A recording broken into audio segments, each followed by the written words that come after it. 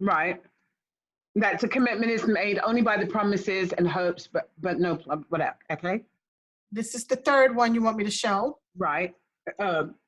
No, do this one as the lunch lady. Okay, no, do this one as the second one.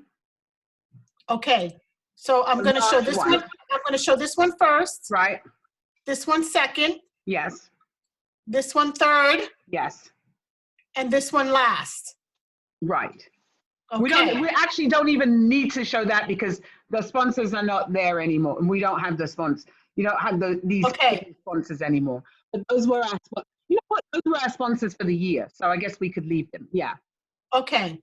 Is this the only? Are these the only 4 slides I'm showing? Yes. Okay, got it. Right. All right. Okay, that's somebody come. Oh, that's Wendy coming in. All right. So these are people. 2 people just. Let me do it. Let me do it. Let me do it. Oh yeah, you do it. No, let me do it. Yes, it's such a habit. It is. All right. Oh, there's a bunch of people coming in. Hey, Wendy. Hey. Hello, everybody. So this is Wendy Hughes. She is the visual conductor. So we're just, hi, this is Precious. Hey. And Precious is one of the speakers. So we have, hi, everyone. We have Wendy Hugh is a great friend of mine. Precious is one of our speakers. This is Hortense. Hortense is a neighbor of mine that I've made contact with through since COVID. So she was my neighbor when I was growing up. And then we have Hanette, who is one of my clients, but now she's a business manager. She manages people's businesses. And so she's managing me tonight you don't need to bring that up yet, Anne. Oh, okay. Yeah, we can bring it up when we all get together. So right now we're just like having a little chat. And then we start at 6:30. You're looking beautiful, Noreen. Well, don't, thank you so much. You're gonna do what most women do. Oh, well, No, I started to do, you really don't know what's on. And I'm just like, you don't do that tonight. We're gonna be like, yes, thank you. Thank you. I accept. Do you see I caught myself? I saw you caught yourself, yes. That's right. And Wendy, I've got one pearl on, considering this weekend I had like dozens of them on. Oh, it's still looking lovely. Thank you, darling. And so you just talk amongst yourselves. Why don't you share what you do for a living? And, just to sort of because this is the networking part. If this were like in real life, you'd just come into the room and you would network. So share a little bit about yourself, because you don't have to share, you just listen. Go ahead. Wait, sorry, who are you addressing? You, Wendy, share a little bit about. Yeah, I didn't get the name. I wasn't sure. Yeah. Okay. Well, hello, everybody. I am Wendy, and I am the founder and creative director of Visual Conductor, which is an experiential design studio. And to pivot in these times, usually we do pop-ups, live events, trade shows, conferences. I've actually become a virtual and hybrid events expert. So yeah. That's dope. Yeah, trying to keep things fun. I think the way I look at things is what would I like to see, what would bring me joy, and how would I have fun in a virtual space. Right. Oh, definitely, because a lot of times it's not fun. You're just like, I'm peeling paint with my eyes. I can't. Right. The attention span's shorter on virtually for sure. So it's like finding ways to interact and engage with people. Yeah. Yep. And so this weekend we went to, me and another lady, we went to Wendy's house and she did a virtual fashion show. So we were able to watch all the fashion shows that have been done on the Fashion Week. So we watched Fashion Week in London, Fashion Week in, was it Holland? I think it was all over London, Shanghai, or Hong Kong. Hong Kong, and then some various other countries, as well as a couple of New York Fashion Weeks. Right. Oh, shoot, I missed out. That sounds exciting. So we went to Wendy's house and we did that. And then what else did we do? Oh, so we all dressed up. So we dressed Maureen up. Maureen had a ton of necklaces on. Right. Super diva.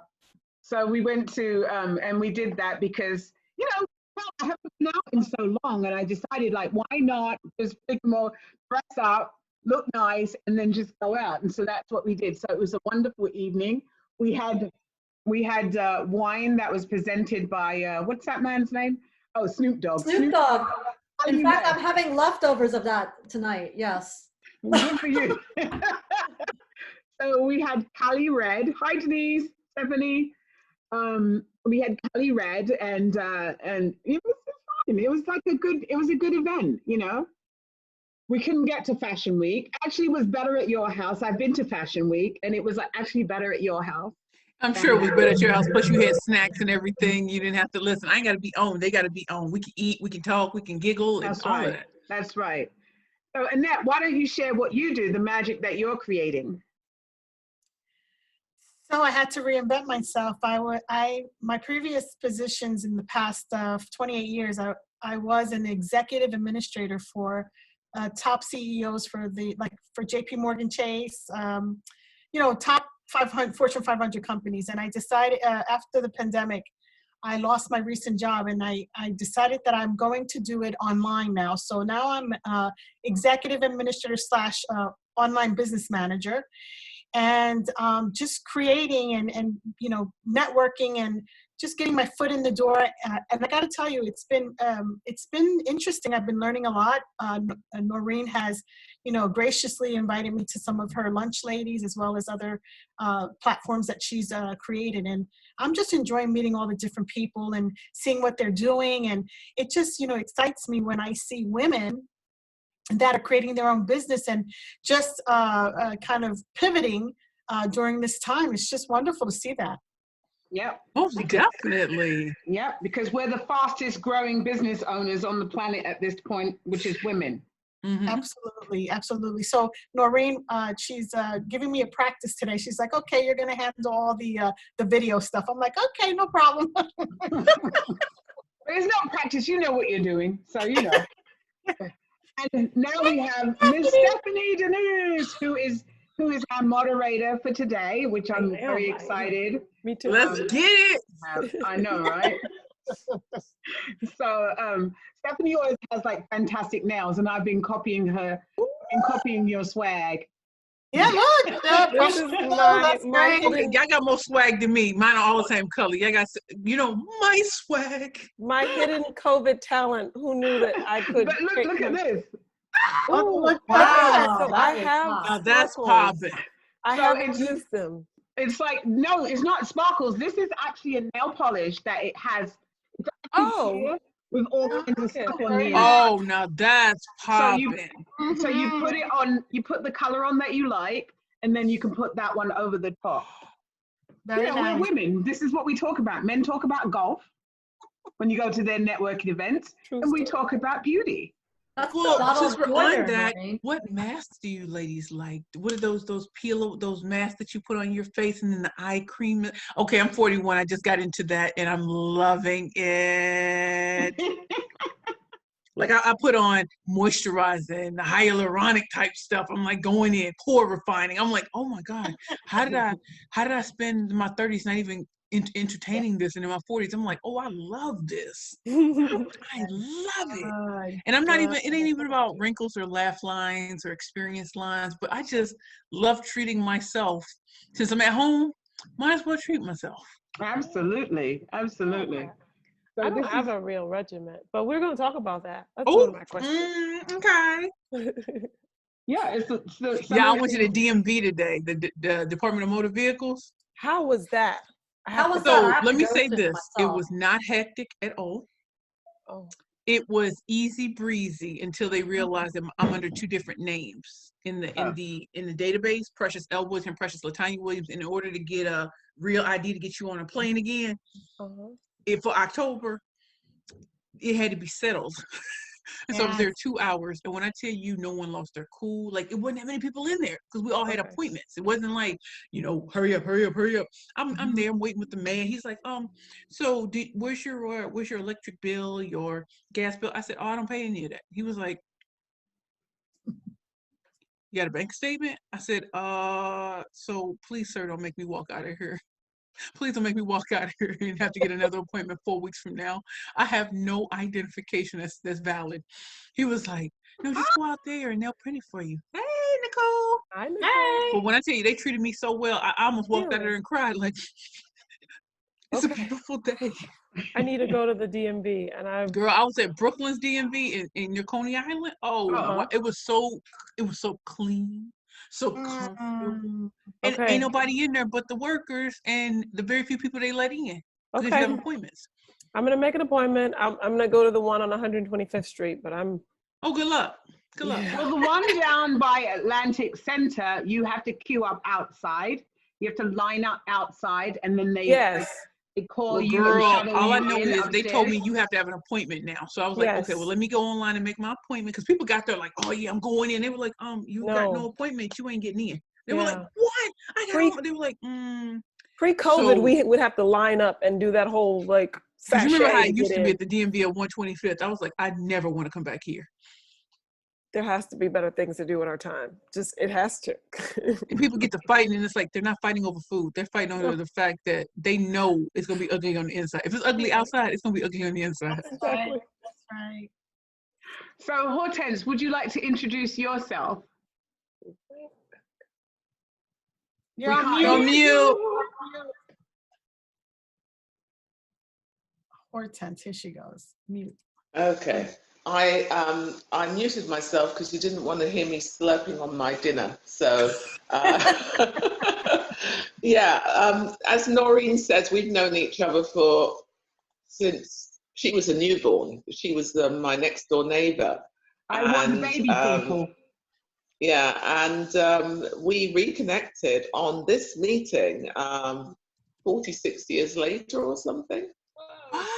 From when I last saw her when she was a teenager, and we've been doing a lot of catch up. And I am at the age where I'm going to live vicariously through you all because I've been there, done that. I'm going to be 65 next month, and I'm due to get my Social Security. And I must say that I've lived in America for the last since 1998, and while here, I chose not to work, and I was privileged that I didn't have to. But being a stay-at-home mum with children, when my husband was traveling all around the world for his work and business, it just made sense for me to do that, and I have no regrets. I really enjoyed it, and as a result, I have what I consider to be a very good relationship with my children and my husband. They're now adults, and they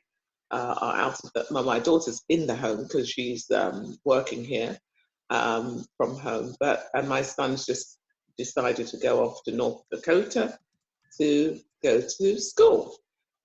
So I used to be a social worker in a previous life, and I must say that was something that helped me tremendously with being a parent.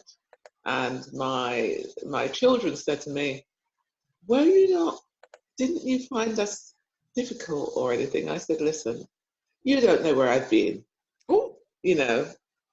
I've dealt with all sorts, so I thought the good Lord let me off lightly with the two that I was blessed with.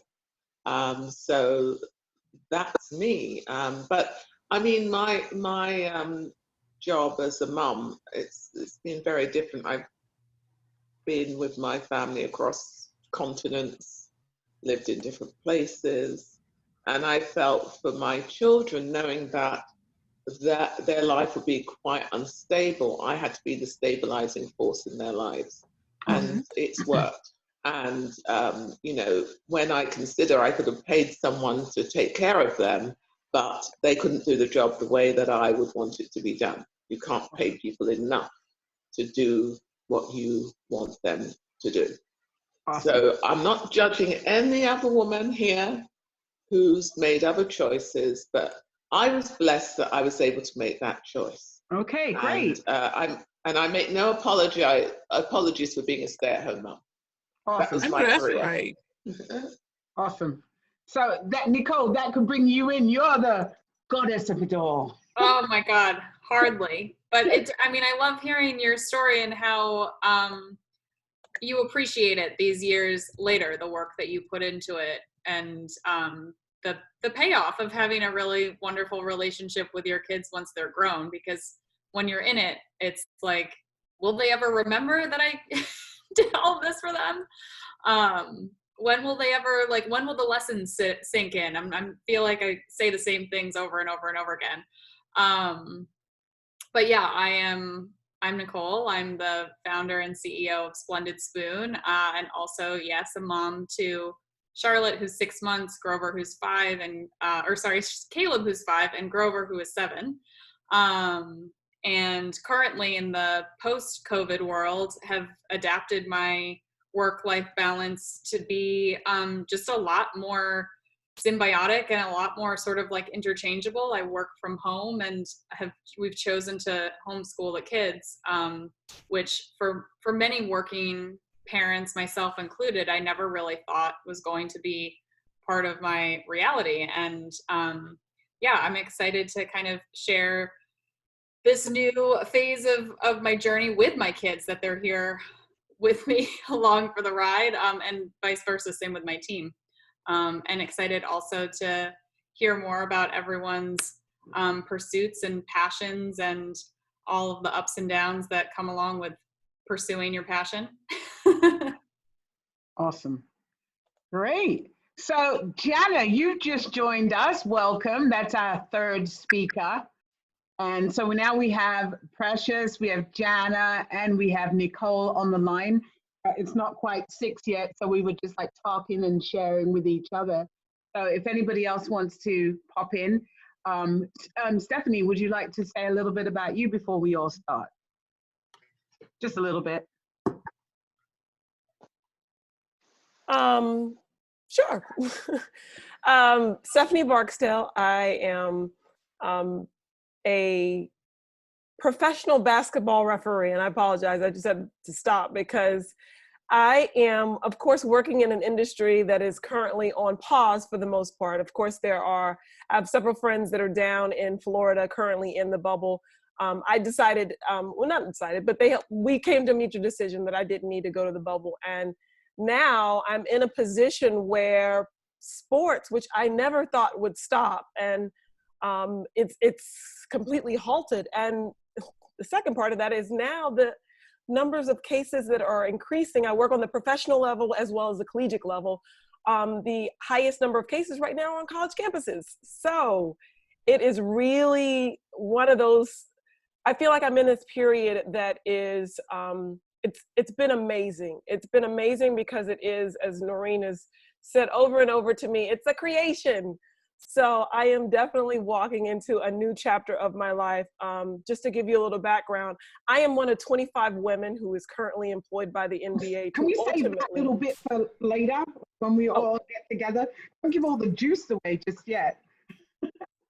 So, so Jana, welcome. You're on the West Coast. So thanks for joining us. You can share it just a tad, just a smidgen until we actually get started into the program. I like people to introduce themselves, introduce what they do, and then Precious, I didn't mean to skip over you, Precious, and then we'll go from and just have the guests have a little word, and then we'll go into the format. So Jana, would you like to share a little bit? I would love to. I live on the West Coast in Studio City. My name's Jana Short. I have 7 grandbabies, so I'm out of raising kids. My youngest is going to be 34, so my oldest is 42, so I'm way out of the baby stage, and I'm just enjoying the grandma stage. I am the founder of Best Holistic Life magazine, as well as Best Holistic Life movement, and I create online global influencers. Awesome. Thank you. Precious, do you want to go? Sure. Hey, everybody, I'm Precious Williams. I am the proud founder and CEO of Perfect Pitches by Precious. And I really teach women how to be bad bitches with power pitches. That's really what I do. And I know we're going to talk more about that as we get into this. But yes, I am a Black woman, a full-figure diva, and a plus-size fashionista out of Brooklyn, New York. I am in your face. I'm authentically me, and I plays no games in these streets. And so I will tell you more as we get with the program, but I'm excited to be here. I'm excited to just tear the roof off of everything and show what's really possible. Awesome. Somebody just emailed me because they can't get in for some unknown reason. So I'm going to just continue on. Who's next? Just introduce yourselves. Hey, Wendy, And, why don't you go? Okay, Wendy, why don't you reintroduce yourself? I'm sorry, I missed I did go Wendy earlier, before. Stephanie. Okay, I'm sorry. Oh, no worries. I'm happy to quickly introduce myself again. Thanks, Stephanie. I'm Wendy. I'm a creative. I'm founder and creative director of Visual Conductor, which is an experiential design studio. In BC, before COVID, I was doing pop-ups, BeautyCon, doing events, trade shows, conferences, runway design, in fact. Mhm. And then after COVID, I've actually taken the time to learn and pivot and become an expert in doing virtual events, as well as also creating hybrid events as well, too. Nice. Yeah. Welcome. Thank you. Thank you. Hi, Jamie. Hi. How are you? Good. I'm glad to be here. I'll quickly introduce myself too. My name's Jamie, and I'm the founder of Pageless Designs, and so I specialize in doing both print and web design. And yeah, I'm excited to learn all about how everyone's pivoting and growing in this time. Yeah. Excellent. Welcome. Thank you. Hey, Everton, perfect timing. I'm not going to throw you on the spot, but I kind of am. We're just going through brief introductions, and your screen popped on right at the appropriate time. Right at the appropriate time. How about that? Timing is everything. So good evening, everyone. I'm Everton Daring, and I'm actually joining because I am in the process of pivoting. For those participating in other events and maybe in the BRG, I have own a franchise, painting franchise, and painted customers' homes and offices. Oh, you're in. So for those people sitting at home and seeing all the cracks on the walls, I'm the person that helped to transform your space with paint. But as mentioned, I'm pivoting, and one of the primary reasons why I'm excited to join this call and group of attendees and panelists. Welcome. Awesome. Welcome. Hi, Amy. Welcome. Why don't you introduce yourself?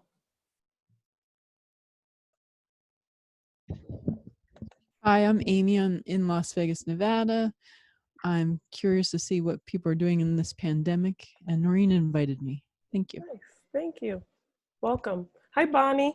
Hi, I haven't seen you in ages. I know. Welcome. Thank you. Noreen and I are pals from Nabo. Welcome. Good to see you. I think I saw Sheila, but she turned her screen off. Shanice or Eyes of B. If either of you three want to introduce yourself. Or not. Or not. Don't be shy. Yeah, see me. Yes, we can see you. You're masked over.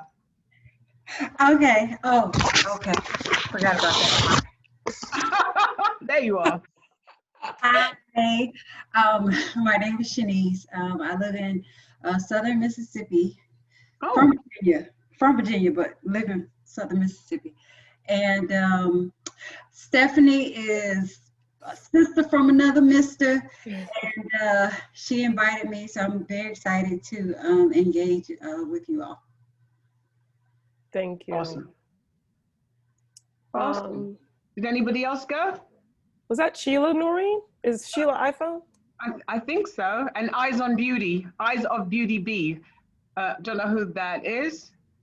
Okay, so welcome and thank you guys so much. Welcome to Lunch Lady Does Dinner, because Lunch Lady normally does. Okay, let me get my clapper. Lunch Lady Does Dinner. Lunch Lady Does Dinner.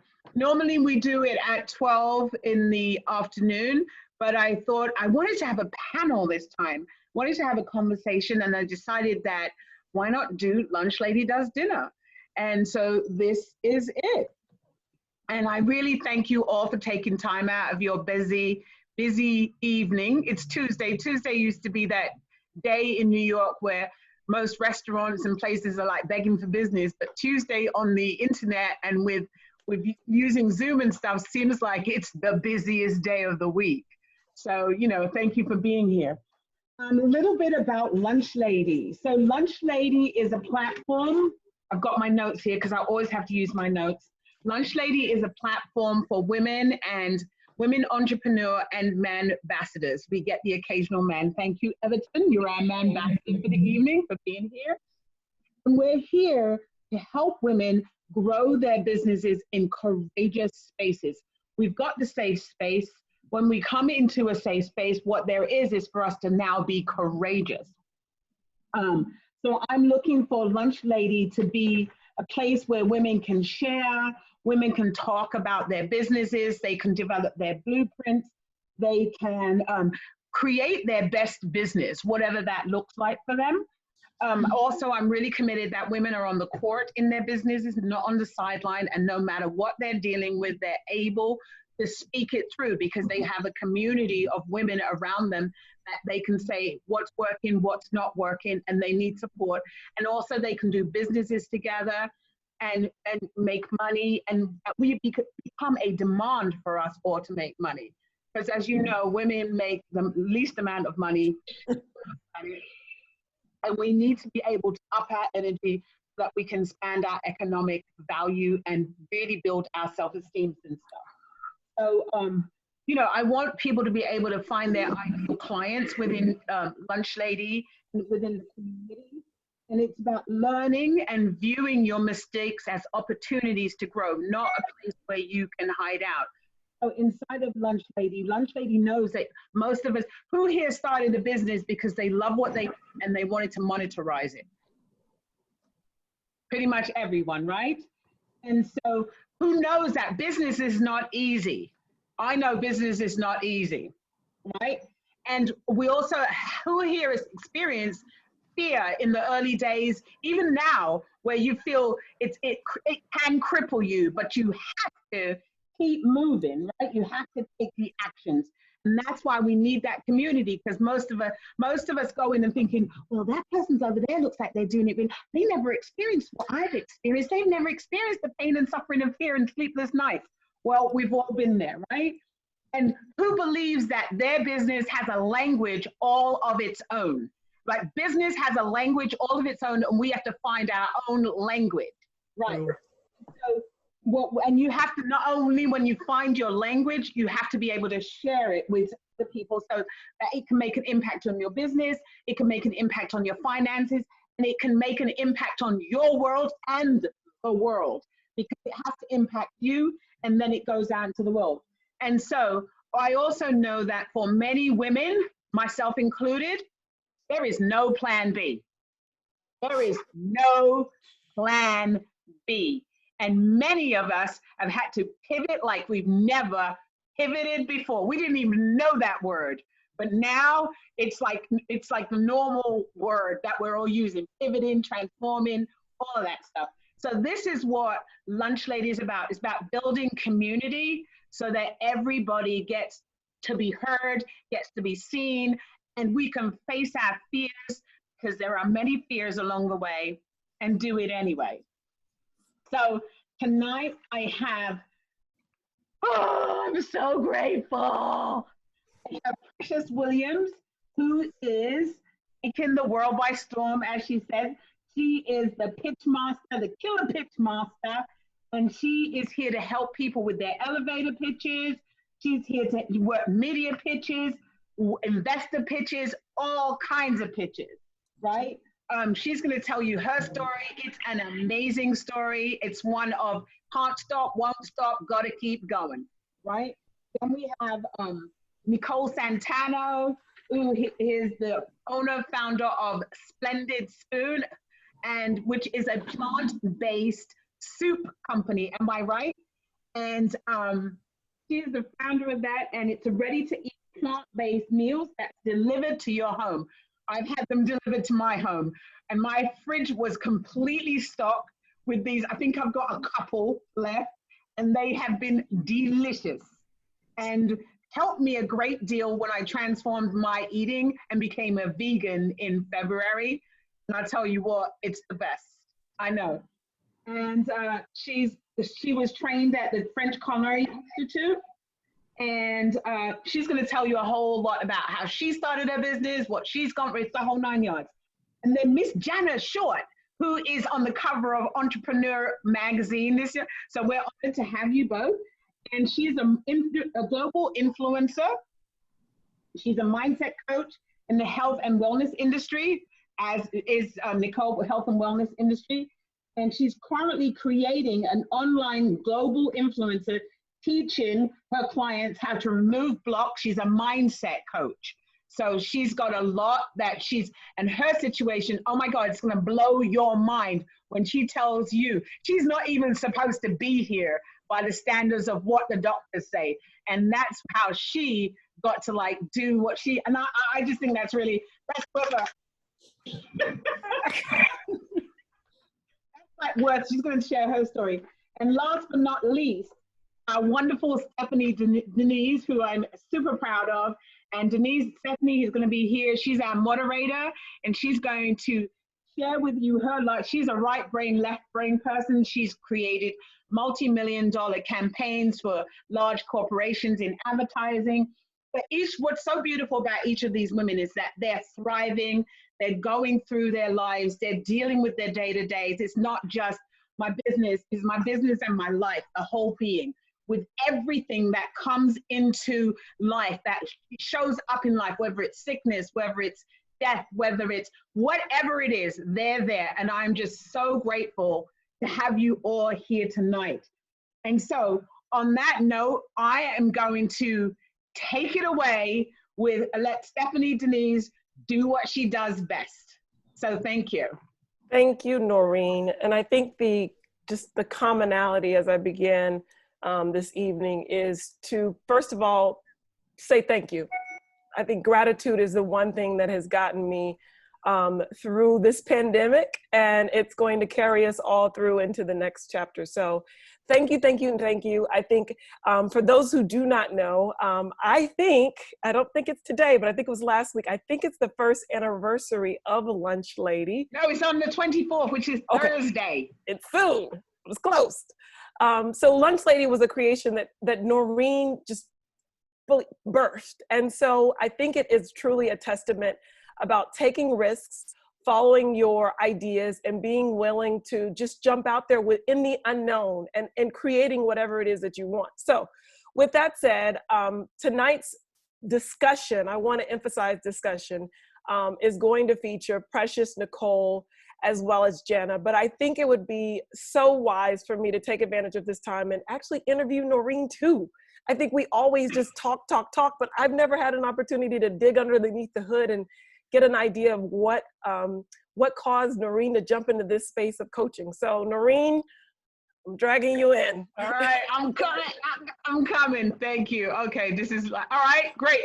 It's thank you so much, because I never really get to share my story, because I'm always, so telling other people's stories, sharing other people's stories, pushing other people out there. So thank you so much for this opportunity. I really appreciate it. Absolutely. So just diving right in, I'm going to keep it fun. I'm going to keep it spicy. That's my personality. As I mentioned, I am a professional basketball referee. No one, and I mean no one, goes to the games to watch a referee. I don't care whether you're watching soccer, hockey, football, whatever. As a referee, it's my goal or my job to ensure that both teams have an honest and fair playing field. And I'll be honest, I don't really care who wins. My only goal is to ensure that everybody shines. So tonight, I'm taking that same skill sets that I use on the court and applying them here. I want these ladies to shine and for everybody to walk away feeling like they got something. So to begin, I'm going to ask a fun question. If you had to describe your business in 3 words, give me an idea what you would call yourself. And 3 words, you only get 3, but 3. And anybody can jump out there. Precious, Nicole, Jana. Do you want to spotlight us? Do you want to spotlight the speakers? Sure. Yeah, we should spotlight video. There we go. There you are. Okay. So Precious, you want to take it away? Yes. So my brand, my business, the 3 words: bold, unapologetic, bad. Okay. Okay. Say no more. Jana? Ooh, that's a good one. Powerful, hope, and courage. Nicole? Yummy, colorful, and helpful. I love it. Okay. All right. Myself, I would say, hold on a second. Let me just take this spotlight off. Take the spotlight, remove the spotlight. Okay. I would say creative. It's got to be fun, and it's got to be integrity. It's got to have integrity. Okay. Yeah.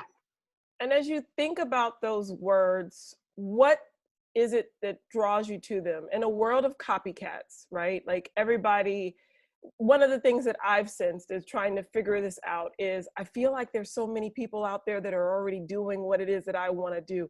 But for each of you, what makes you unique? What about those words are meaningful to you personally, and then also to your clients? Why do you stand out?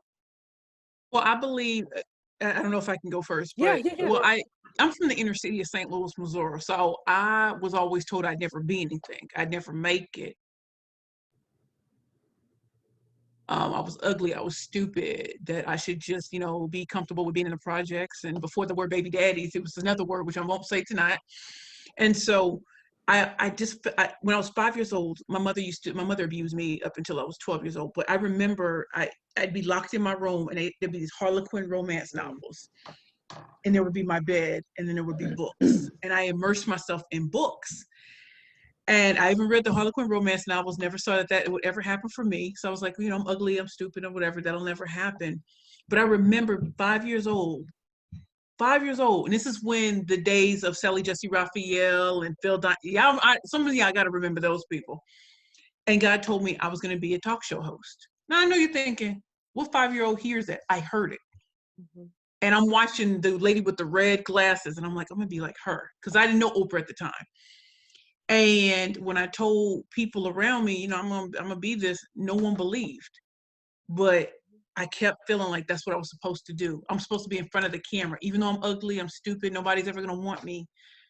I know for myself, this is what I was born to do. I was born to inspire. I was born to give women voices. I was born that as we get older, and I see this playing out in my life as I've gotten older, that so many of us have given into what society says about us, whether we're Black, Latina, Asian, white, whatever. We've been given into once you're a certain age, you're past your prime. Let the young girls come through, let them get flued out. And I say, I don't believe in none of that. I believe in you crushing your dreams as you get older, because now you know the pitfalls, you know the mistakes, you know all of that. And now you're in the prime of your life. You don't owe anybody anything. And when I say I'm bold, I really mean that. I rose from the ashes and rock bottom twice to stand before you to say, hey, they said all these things about me and they were never true. That was their perception of what a little Black chocolate girl from the hood is going to have. And so as every day I wake up, I'm so excited because I have another day to hold another woman's hand and say, let's go get this. So when I say I'm bold, I'm fighting against the world that says I don't matter at 41 years old. I'm unapologetic because no matter what's happened to me, I still go forth with zeal and vigor. And I want every woman to know I'm right here with you. Let's go hold that hand and get on that stage and kill it. And when I say that I should say badass, that's really what I am. I'm badass because I don't care what you say to me. I'm going to kick your ass and I'm going to keep it pushing. And that's why clients come to me. That's why I work with the top of Fortune 500 companies, Microsoft, LinkedIn, Google, NBC Universal, because I refuse to conform. I refuse. And if we can let men do that who don't look anything like me, then women who look like me women of color, Black women, we should be able to take up that ourselves and say, hey, I refuse to conform. I'm going to show you the beauty that exists inside of me that radiates out. And I see you, Tanya. I see you. I was trying to be cute for you today. Okay. Thank you, Precious. I appreciate it. Nicole and Jana? Yeah, I mean, that's a tough act to follow. It's so inspiring. Just to be unapologetic and to like step into who you are and not be measured by what other people think of you, right? Like that is, many people never get there in their whole life. And I think I can speaking for myself, I certainly meet that demon that is myself every day. And so it's just like, thank you for sharing, Precious. It's super inspiring. And then as it pertains to this is such a fun exercise. I didn't actually look through the questions beforehand. Good. I was hoping that you all would. Yeah, I prefer kind of like speaking from the gut.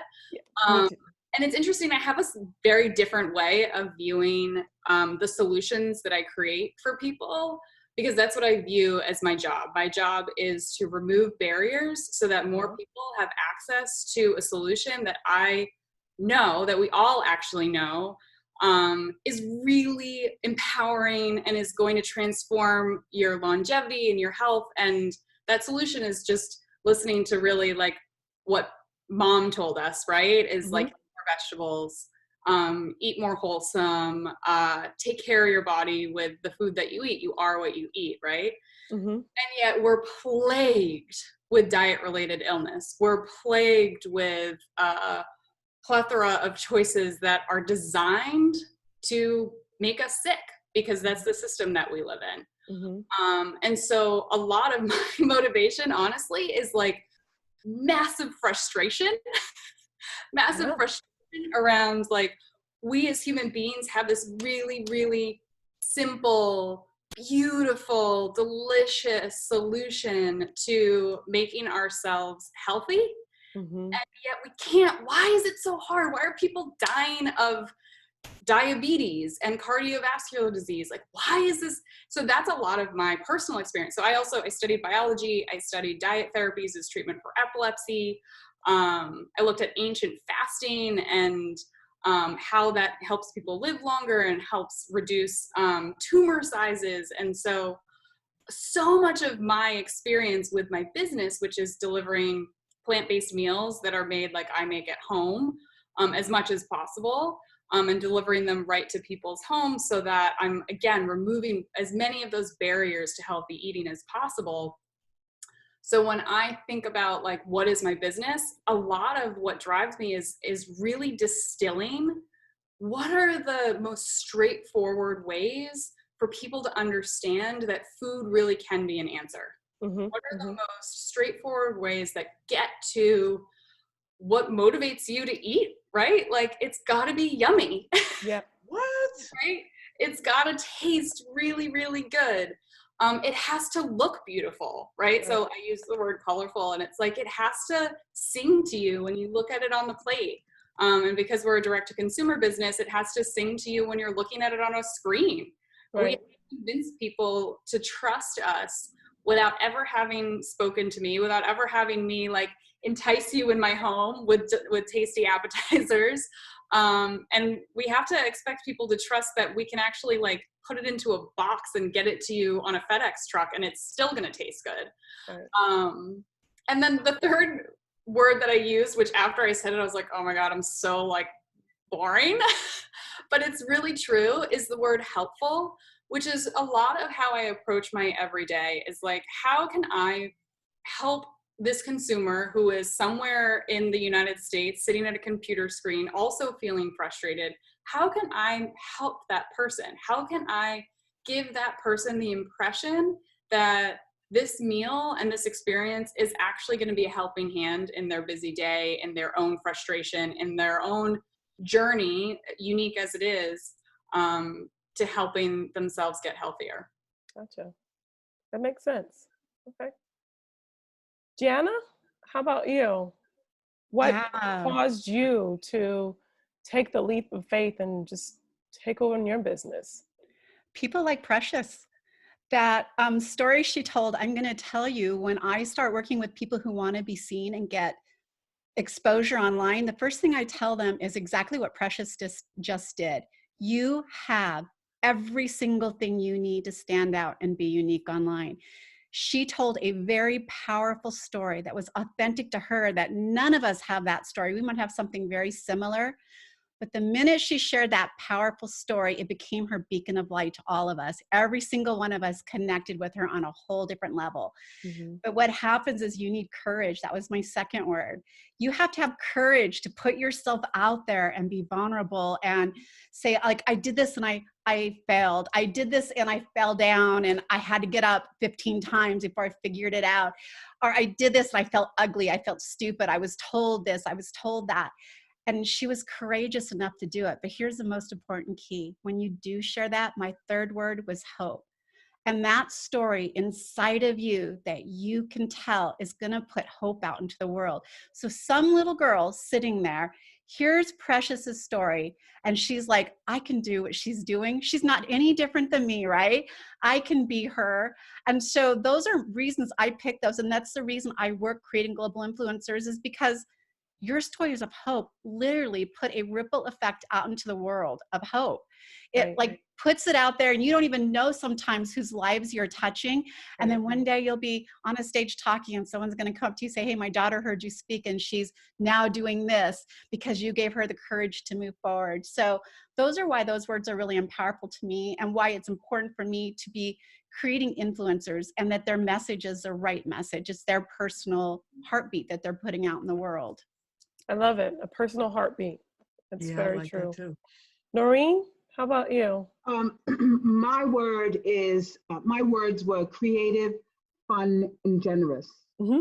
And so for me, I'm going to say that all of those things that you talked about, my health, I fast, I'm prescribed diabetic, but I know that with the level of creativity that I've got, I'm able to create a life that I want to live no matter what gets landed my way. Like diabetes, because I'm creative, I found ways to reduce my diabetes, right?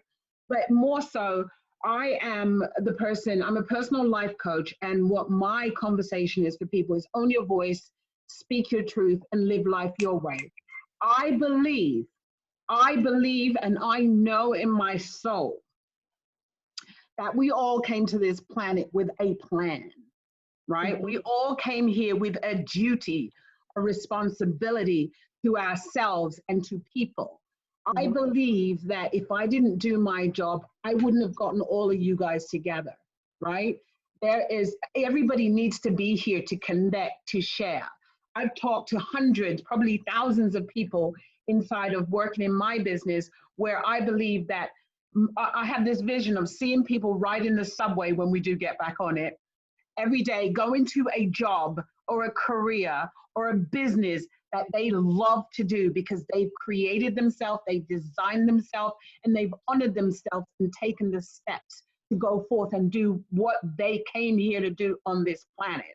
And so my job is to have people be as creative as they are, because we too, I believe we too are gods. And just like God said, let there be light, and there was light, it's like, let there be a career that I want to do, which for me was coaching, right? And I remember when I was 16 years old, I left school at 16. I was terrified because I had no idea what I wanted to do. But again, what did I do? I interviewed everybody that I knew in my neighborhood and asked them, what do you love about your job? And what they said to me was, Noreen, you don't love a job, you do a job. And that frightened me, and that got me, Noreen, you'll see when you get older, you just do a job, there's nothing to love about a job. And I thought that one can't live life like that, right? And with creativity, like I always say, even if I had to sell pencils on the street, right? My level of creativity is that creative and that expansive that I'd be the best damn pencil seller on the street. And my pencils would be magical, because when you use them, you get to design and create the life that you want. So I'd be having it be fun, it be creative, which is my big one. Just do it. And then generosity, sharing our gifts, because you know, if I don't share my gifts, if I don't share my talent, I'm not being generous. And there's somebody out there that could be crying at night going, I need to create my life and create my job. And they don't get an opportunity to see me because I'm hiding my light under a bushel. So those words for me are very, very important. So thank you for asking. Thank you. No, thank you. I'm going to dive in and kind of get a little personal, because as I have started, and I don't think this is just personal to me, but I think we've all experienced some bit of fear. And whether that be fear because of COVID or fear because of change that may be occurring, fear for a number of different reasons. It's one of those things that I personally feel like is not spoken enough. What we see is, you know, the beautiful headshot on Entrepreneur Magazine, Jana, but we don't know the backstory. So can you talk about how you've overcome fear in order to make it to the cover of an Entrepreneur Magazine, and Precious, you on Shark Tank, and same for you, Nicole. I was looking through your website and just realizing, like, wow, she's been highlighted by some major brands. How has fear been one of those things that you had to just take on head first? Go ahead, Jana. So I'm a mindset coach, and I don't even like the word fear, because that's our monkey brain, right? In there telling us we can't do it. Those are blocks that we've had from, like, when we were 2 and 3, being told we couldn't do something, or our parents trying to protect us and keeping us in that little bubble. So I really don't see fear like everyone else does. And the minute I do have a fearful moment, I reset it in my brain as quickly as possible, because your brain is an amazing thing. And when you create that beautiful blueprint of where you want it to go, it has no choice. That's where it's going. So I do put little messages up. I'm not saying I never had fear. I had fear 10 years ago when I was told I was going to not be here on this earth anymore. And I had to say goodbye to my children and my beautiful grandchildren. But it wasn't the fear that kept me here, right? It was wanting to create a moment with one of my grandchildren who was only 9 weeks old. And I realized if I died now, he would not have one memory of me. And that was the most fear I ever had in my life, is how will he know how I smelled, what it was like if I laughed, you know, how I loved him. And the fear went away. And what came in place was, how do I create the moment right now? How do I leave him something that he can remember? And so I immediately reframe fear. How do I deal with it? How do I move forward? Because fear is, honestly, it's nothing. It's us protecting ourselves. Don't touch the pot, you'll get burnt, right? But if I put an oven mitt on, I can grab the pot. So it's just reframing it in your brain, which is what I do all the time for myself, and creating that beautiful blueprint of where you want to be. And a great way to do that, I know people hear vision boards all the time, but I leave my mind messages all over our home. In my mirror, when I'm brushing my teeth, there's a thing that says, you got this, girl. You're going to kill this day. Get out there. And if I go to get dressed in my bathroom or bedroom, there's a full-length mirror where I'm getting dressed, and it says, you look great. You've got this today. After months go by, you don't really see it anymore, but your mind's eye is picking that up. And I come sit at my desk and I'm like, I'm ready. Bring it on. I've got this today, because it's been creating that beautiful blueprint without me even being aware of it. I love it. I love it. I have a Sharpie sitting right next to me, so, and a stack of Post-its. I'm on it. Precious, how about yourself, and Nicole? I feel like fear shows up on a daily basis with me. Like, on a daily basis, like, you really, like, when I look at my inbox, there's opportunity after opportunity after opportunity, and my first reaction is no, who do I dare to think I'm that great? And I don't think it's imposter syndrome. I think it goes back to that quote I think we've all heard, it's not our darkness, it's our light that scares us, that we're so much bigger than we ever thought possible. And just because people can't see that light doesn't mean it isn't there, right? My light came at 5 years old. And so when you asked about Shark Tank, the craziest thing, I was never afraid of Shark Tank, ever. When I tell you I wanted to put on a show, I wanted to put on a show. I used to tell people, I want them to come to me. I'm not standing in line. I'm not doing American Idol. I'm not doing none of that. I want them to come to me. And I knew that that would only happen if I developed a track record in media. So the first time I ever did an elevator pitch. It was at a Crane Small Business Awards when I had negative $400 in my bank account and I wanted to start my first company, Curvy Girls Lingerie. I was 327 pounds. That's when I had real fear, because I was like, everyone told me, you're too fat, you're too black, you didn't go to an Ivy League institution. Who do you think you are? They're gonna laugh at you. This is before Lizzo and everybody else. This was 2011, 2012. And with my best 3 shapewears, my best Calvin Klein dress, my best perfume, and with my best wig, I walked up to the producers, not knowing what to say, didn't have a pitch in mind, but I knew this was my time to shine. Mm-hmm. And I went up to them and I gave them a pitch, not knowing what to say, and they started laughing. Yeah, I know, that hurt my feelings. And they were like, no, you're the first to pitch to us all night. And that was great. We're gonna bring the host over to the show to talk to you. Now, everybody told me I would never be on television because too fat, too black. They brought me to host JJ Ramberg. I'm scared, my bladder's full, y'all. And she got called to be on stage to her. She brought me a book and producer, a tall, elegant black woman, who I thank to this day, thank you, God. She said, give me your elevator pitch. I didn't even know what to say because no one taught me how to do an elevator pitch. But I just kept talking about a company that did not exist on paper. There was no record of us, because it didn't exist. I was just talking. Right. And I learned from men, especially who look nothing like me, is that they could be homeless yesterday and a unicorn today and in the future, because they believe that wholeheartedly in themselves.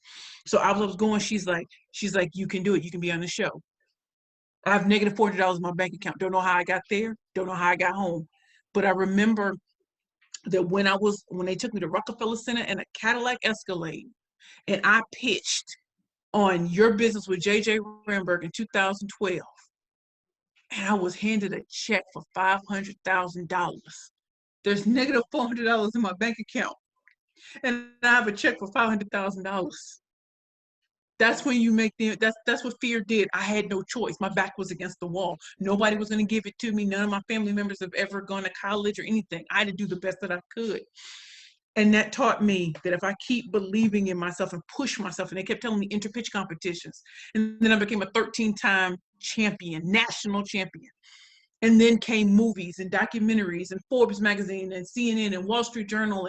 And I'm like, I'm black. Like I'm a chubby black woman. I'm a full-figure diva and a plus-size fashionista. And then I realized I'm the female MacGyver business. Give me 2 toothpicks, I'm going through any door. Above, below, crack in the side, I'm going in. Wow. So fear, I love what she just said. Having to reframe and reprogram to be like, you know what? This is real. And I'm either going to stare it in the face or I'm going to walk away. And I choose to stand 10 toes tall and face it. Wow. And so that's how I did it. And when I went on Shark Tank with my extreme afro, extreme makeup, low cut canary yellow peplum dress, and when I walked into that tank, girl, the music don't play when you're taping. I promise you, that music doesn't play. That's added afterwards because I was going to dance. I was like, y'all not ready because I'm about to dance down these holes. And I knew they were like, she's probably going to do something outrageous. And when I stood in that tank and I looked at from Mark Cuban to Damon John to Mr. Wonderful, Lori Grenier, and Robert Herjavec, when they said action, it was like I went into a zone, like there was no fear. I was like, I'm gonna show you why I'm the best in the world. And by the time this is over, you will never forget the name, Precious Williams. And when I finished, Robert Herjavec said, watching you is like watching a master at their craft. You are a master. And Mark Cuban said, you go, girl. And I'm thinking, I hope they get this on film, because right now I want to cry, because everything everybody told me did not happen. I killed it. And that's it, facing it.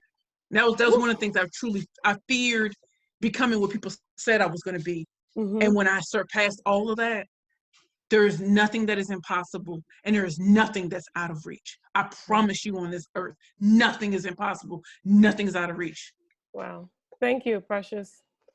Nicole, same thing. I think the tone that I'm hearing from both Jana and Precious is that you're going to have to do it anyway with fear. So as you decided to move into plant-based, which is not the most popular lane in terms of food consumption. What did you have to fight past? What fears or maybe negative chatter did you have to move beyond? Yeah, I mean, I started my journey, I guess, in 2011 after I had gone to culinary school, and I was doing like pop-ups and catering, and I have no background in business. I had just gone to culinary school. I really had no experience. I was driven just by my gut and by this. I refused to have a job that I didn't love. I refused to show up to something that I didn't want to show up for. And the only thing that I can really show up for is my heart and my gut. Right, right. And so I totally agree. I mean, very early on, if that's how you're motivated, I only know my experience, but like fear shows up every day, and you have to just change what that does for you. And for me, fear has become actually a signal that something's about to happen, a signal that I'm on to something, a signal that I am sensing something in my environment that begs attention and begs some kind of a response. And I have a kind of like a game that I play actually that is a conversation with my future self. Ooh, where, you know, like if you have ever had that experience of talking to like a past version of yourself, like actually Precious, hearing about your experience that you shared as a child, like that's traumatizing, right? Like that is really difficult. And I don't want to speak for you, but it sounded really traumatizing to me. And so that's parts of us that are unhealed, right? And so taking the place that you're in today and going back to that younger version of yourself to say, like, I'm here for you. I'm here for you, and you're not stupid. You are definitely not ugly. Look at you. You're going to be in a canary yellow dress. You are going to be in Shark Tank. That's really powerful work that I've done with past versions of myself. And so I've created basically a version of that in the here and now. Gotcha. Of like actually imagining myself 2 years from now, coming back to this moment of fear, whatever it may be, and saying like, this is nothing. This is, you've got this.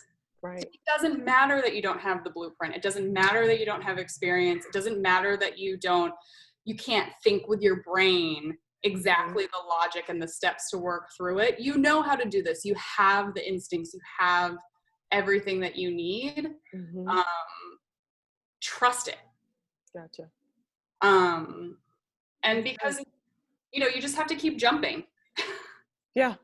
You just have to keep jumping. My favorite word. No, that's good. So Jan, I'm all about practical tips, because I think what happens is Instagram, Facebook, and all of these other master classes will like breeze by these big, large subjects. So Jana mentioned that we should start writing on picking. I said I have a stack of Post-its, which I do, and my Sharpie. I'm going to do that. Precious just told me to bust out and just do it. Like, don't even think about it. Just stand in my space. Nicole just mentioned that I need to talk it through, right? The future self, like having a conversation so that I'm ready to stand there and I can talk to myself, talk myself through it. Noreen, what would you add to this particular question?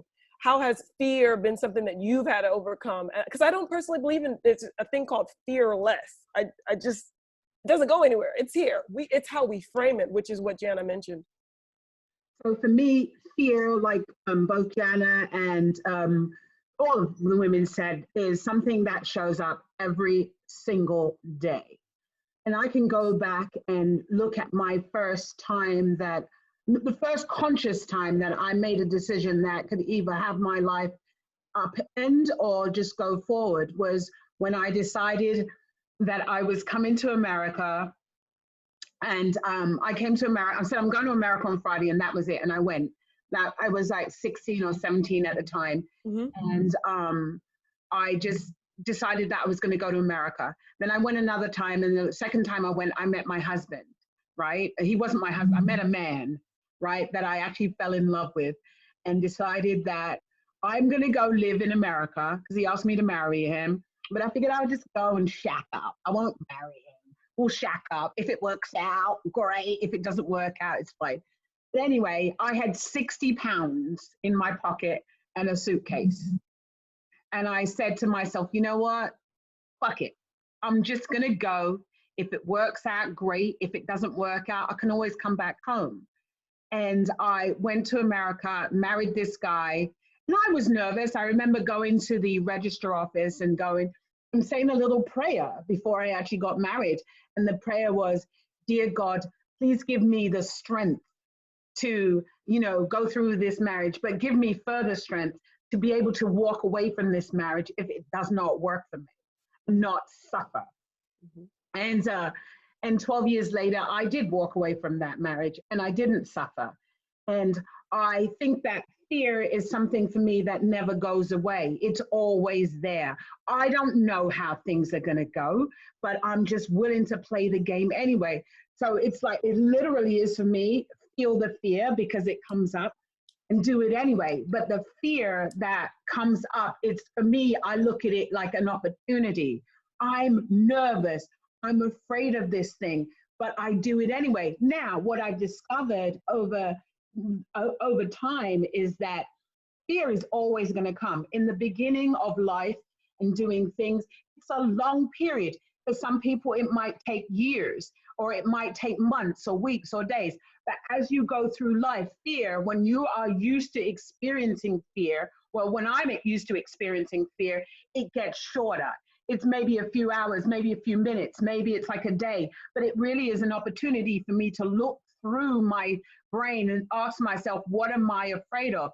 But what I do know that whether I do it or not do it, more often than not, I do it because the thing that I'm here to do, the step that I'm here to take, the jump that I'm here to take is not going to go away. Right. It will wake me up in the morning. It will put me to sleep at night. It will wake me up during the night. It will be with me when I get up in the morning. I'm sitting on the toilet. It's there, and it won't stop until I actually take that step. So fear is something that never goes away. It is a mindset conversation. If I don't do that thing that I'm here to do, it haunts me. I don't feel good about myself.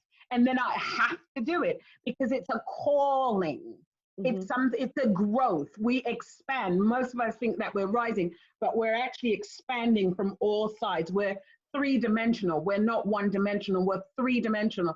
And it's actually expanding and growing. And I love it when I experience fear because now I use it as fuel to have me go forward. And it really just makes me excited. So I welcome fear, bring it, because it's an opportunity. It's presenting me with an opportunity to go forward. And what's the worst that can happen? I think I've experienced the worst when my account went down to $8.96. And I called it being able to buy myself a sandwich and a soda, and then I'd be shit out of luck if I didn't take an action. So it's like, you can go down to your final penny. And like Precious said, she went from minus $400 to $500,000. Life can transform in that second. Yeah. But what I've discovered is that you can't allow the fear to have you. You experience fear, but you can't allow fear to have you, because if I allow fear to have me, that's it, I'm done. So I really just step into the action that I need to take. And it gives you power. That's good. That's good, Noreen. You experience power behind that. So I welcome it. No, I think that is, as we all try to figure out what's next, heck, we don't even know what's going to happen tomorrow. So it's our responsibility, just as you just mentioned, to step into it and stand in our power. And I think, as each of you have so eloquently stated, it is something that we all have to deal with, and it's never going to go away. It's not like, we can stuff it in, the junk drawer. This isn't one of those things that's going to fit in the junk drawer. We really have, out like foam. Exactly.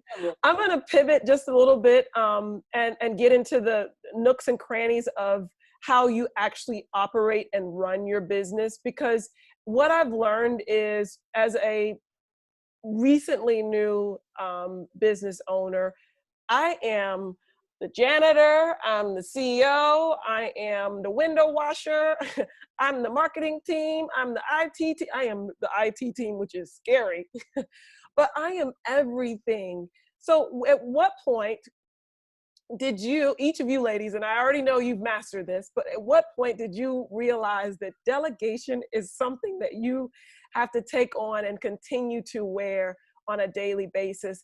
And what are some of the tips and tricks? And I'm imagining some things went well, some others didn't, but please share with us what you found in terms of delegation. And I'll lob that over to Nicole first.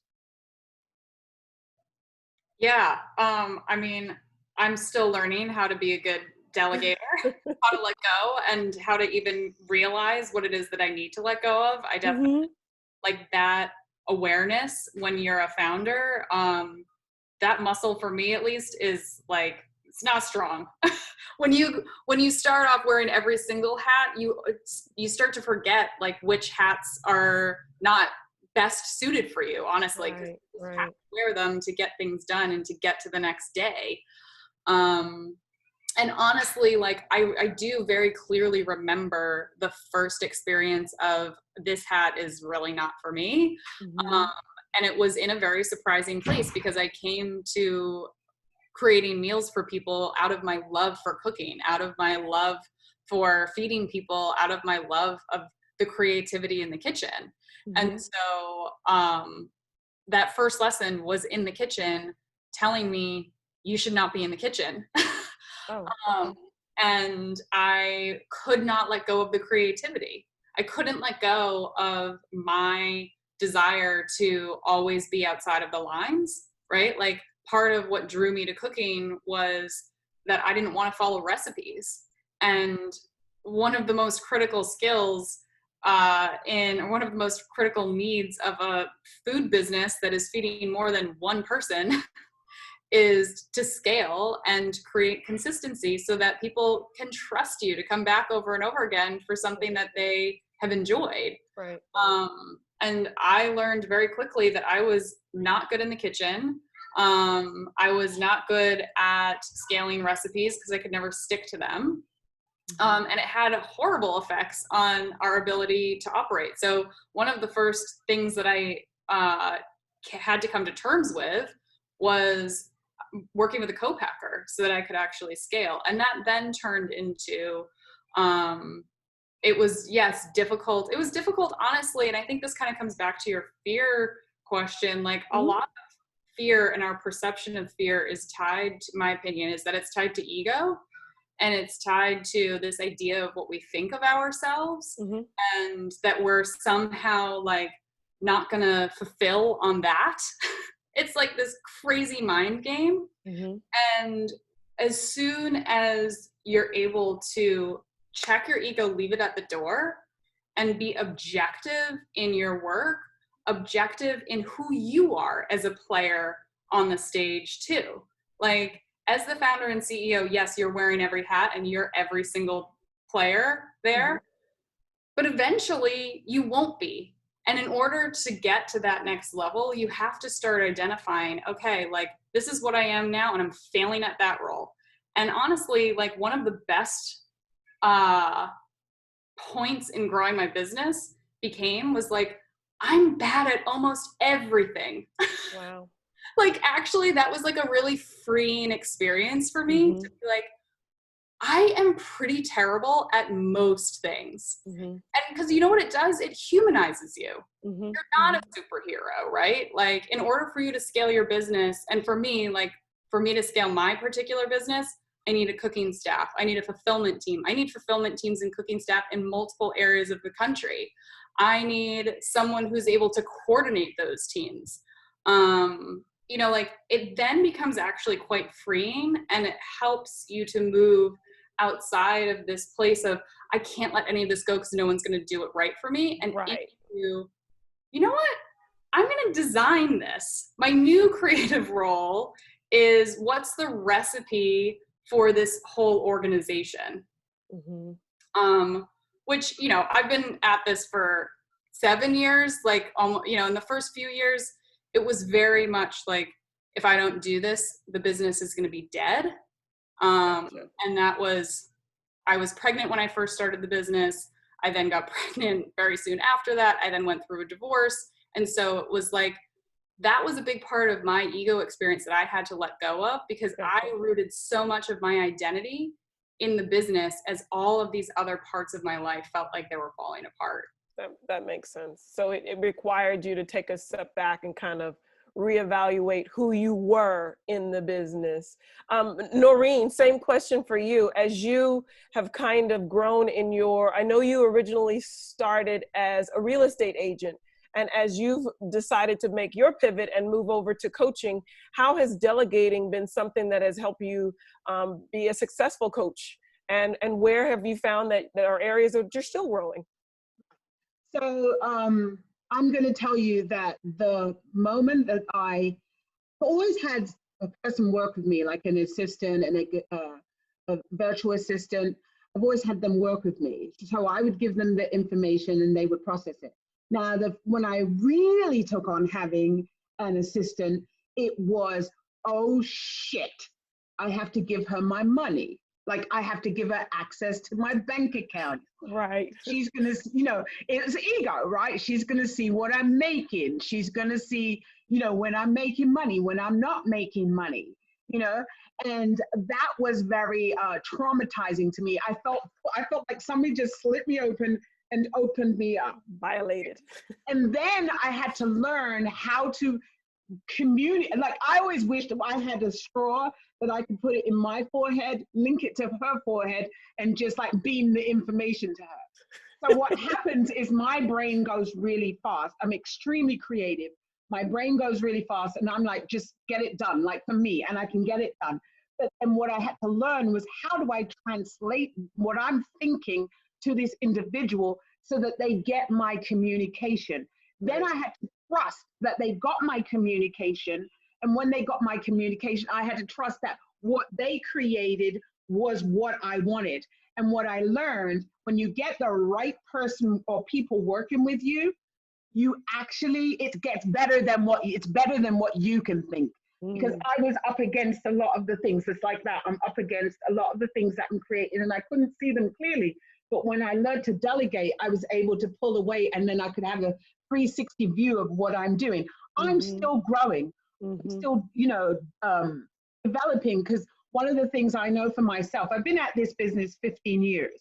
I am committed to being the best coach ever.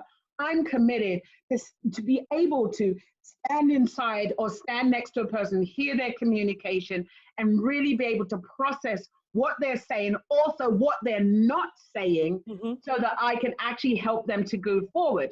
And so that's taken me a number of years to hone and perfect my coaching skills, first and foremost. And now I've perfected it to the point now that I have people that I have trained how to become coaches, right? I don't do certification, but I've trained them how to find their niche, how to develop it, how to get customers, all of that good stuff. But so now what I'm actually focusing is how to grow the business and how to grow it more economically. Gotcha. Because look, there are a ton of people. You can do a coaching certification now for like $25, right? Like, I've seen them online. But that doing a coaching certification does not make you a coach. Right? It really is being committed, putting yourself into the conversation, really like honing your skills, like sharpening it like a knife, so that you can literally get a person's communication within 15 minutes. You can literally transform them, whether they work with you or not. That's my commitment. So I think that being able to delegate has really made a difference in my life, and I am only going to get better and better at it. Right. So that it's something that never really, you never really learned it. You're always developing and growing every single moment. I like that perspective, because I feel like it's no longer a destination, if that makes sense, because I am now trying to figure it all out. And Jana, I know, looking at what you've been working on, she has a podcast, she has a beautiful website, interviews, training clients, like all of these things. I know you can't be doing it by yourself. So what does your team look like? How did you come to be who you are and decide on who's the right fit in terms of who you should be working with and when you decide to work with someone? Wow, that's a lot. So becoming an influencer is really hard for someone my age because I didn't grow up in the era of everything was on the computer. I mean, I was still waiting for regular paper stuff and those hard key typewriters to come back. So I had to learn all this stuff. And in my brain, it was a lot. So here's the thing. I know when we're starting our business, we don't hire people because we just don't have the finances for it. We're not sure yet, are we going to make money at this? And how am I going to split what I'm barely making? But honestly, I learned that it cost me money when I was not doing that. That was my mistake. When I wasn't in my zone of genius, doing what really brought money into my business and trying to figure out how to build a website or trying to figure out how to produce a podcast or how do I publish my book? How do I edit my magazine? If I was doing that all on my own and not in my zone of genius, I would be broke and in debt. But if I hired other people in their zone of genius, that was their field that they shined in, it was amazing. Not only was I giving back, because I work with a lot of stay-at-home moms. I look for people who are stay-at-home moms. They want to be with their children, but they're geniuses in their area, and they just want an opportunity. And when you're looking for those people, here's a really good tip, especially when you're just starting out. Negotiate with them. Get to know them and say, look, my business is growing, and as I grow, you grow. But right now, this is what I can afford you for this many hours or this amount of work. And let them know, always be very authentic. And as you grow, thank goodness we grew because I got back into my zone of genius and stayed where I belonged and just kept doing what I knew was bringing money into my business and bringing all these great people in. And I was able to bonus them and to bring them up as the business came. So what is that old saying? If you want to go places, help others rise. Right. So I helped bring them up in their home businesses, which brought me into my space where I was earning money. And I can tell you, I could spend hours on a website and it will look like crap. It won't work correctly. There'll probably be a ton of broken links in it. And I've spent months trying to get that ready because that is not my zone of genius. I can pay someone for 2 hours of work and they nail it. It looks professional and it's like great. I'm still making money. I'm helping other people build their business. Don't be afraid to negotiate with them. They're probably in the same boat you are. And like, tell them, like, I'm like, when I started podcasting, look, I don't even know if I'm going to keep doing this, but I want to try it. So here's what I'm willing. This is what I can budget in. Are you able to do that? But as my podcast started taking off and growing and becoming lucrative, of course, they were part of the team that helped build it. And I want to make sure I'm giving back to them. And so we renegotiated every 90 days, like, okay, this is how we're growing. And we just negotiated their price so that they were able to stay in their zone of genius and give me the opportunity to stay in mine. Gotcha. That's good. That's really good stuff, because I think the point that you're trying to make is, like I said, I'm not the IT person.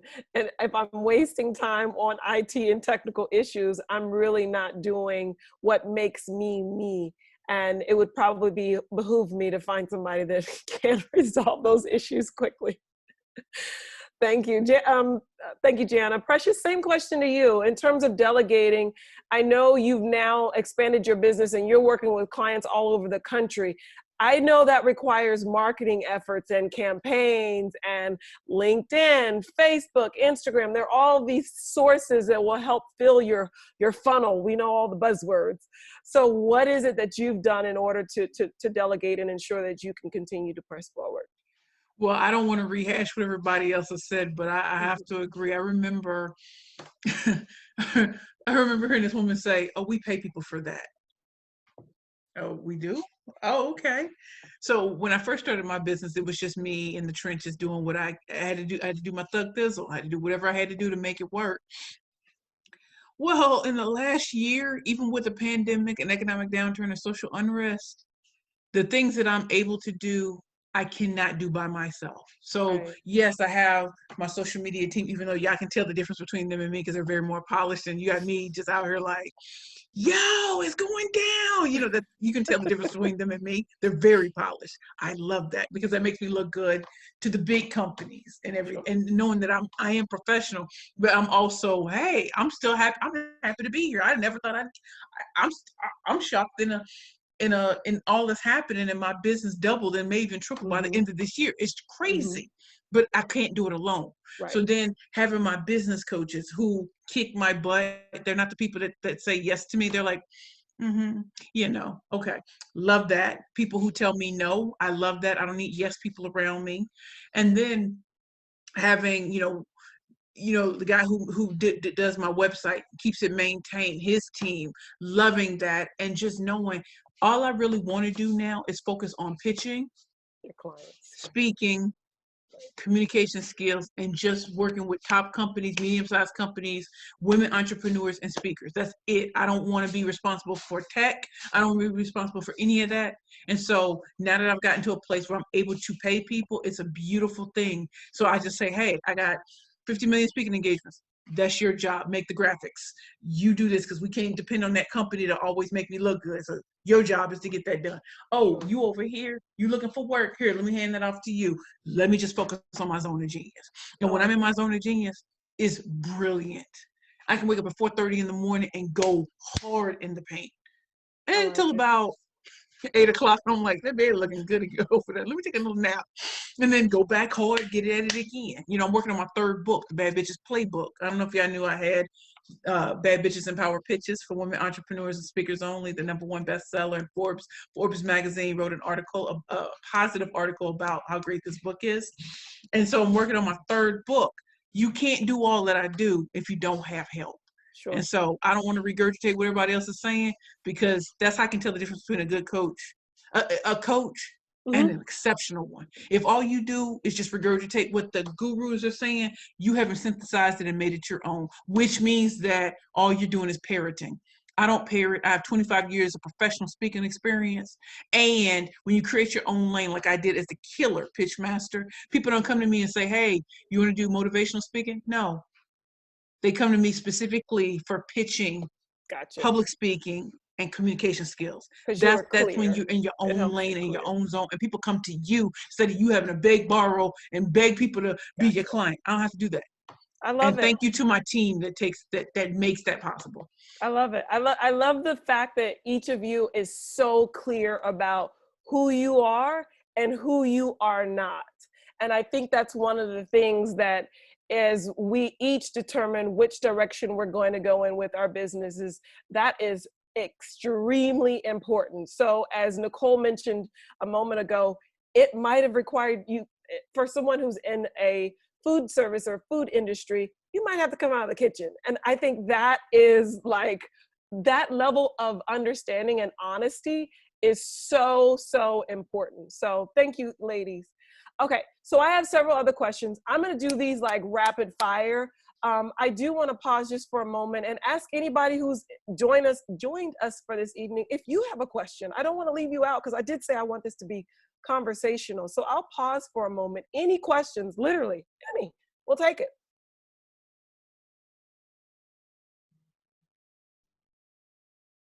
Can I share? I don't have, go ahead. Which one? Melissa? Okay. Hi, I'm Melissa. I'm sorry I was late. I'm a friend of Noreen's. I came on, I was stuck in traffic. I just wanted to share a hack. I'm sorry I missed the beginning, so I don't know if you've said it before. It's super basic and really dopey, but it really helped me because I have a lot of, I used to have a lot of anxiety in my body, and I used to be afraid of my own emotions. And so even though I'm a very successful, and I did everything well, I would get hijacked by past trauma in real time. And it was very frustrating for me because I would be operating with like full executive function and like firing on all cylinders, and something would come up, that was like weird, and I would just like panic and it would mess me up. And this dumb thing with the fear thing that really helped me was that how I feel in my body when I'm excited and how I feel when I'm fearful is the same thing. So I would tell myself, like I would be like in front of a client, all of a sudden or something would happen and I would get this like adrenaline dump and my brain would start to panic and I would be like, fuck, I'm scared. And I would start to lose my footing and I would just go, I would override it and I would just be like, oh my God, I'm so excited. I'm so excited. I'm so excited. And it's so silly, but just telling myself, oh my God, this is so exciting. Like somehow really helped me just like override it like in the moment. So I don't know if that's helpful at all, but I just it is. And particularly before any kind of like I don't experience it anymore because I'm like 30 years in, but at the beginning it was just such a good hack for me when I would get the butterflies. I would just flip it into something positive. I love it. I love it. That little switch is, it's not a little switch, it's a big switch because it makes such a tremendous difference. And if I can, I heard two of the women mention the Zone of Genius. There's a great book that I just finished reading, and it's not a new book. I guess I'm late to the party, but it's called The Big Leap.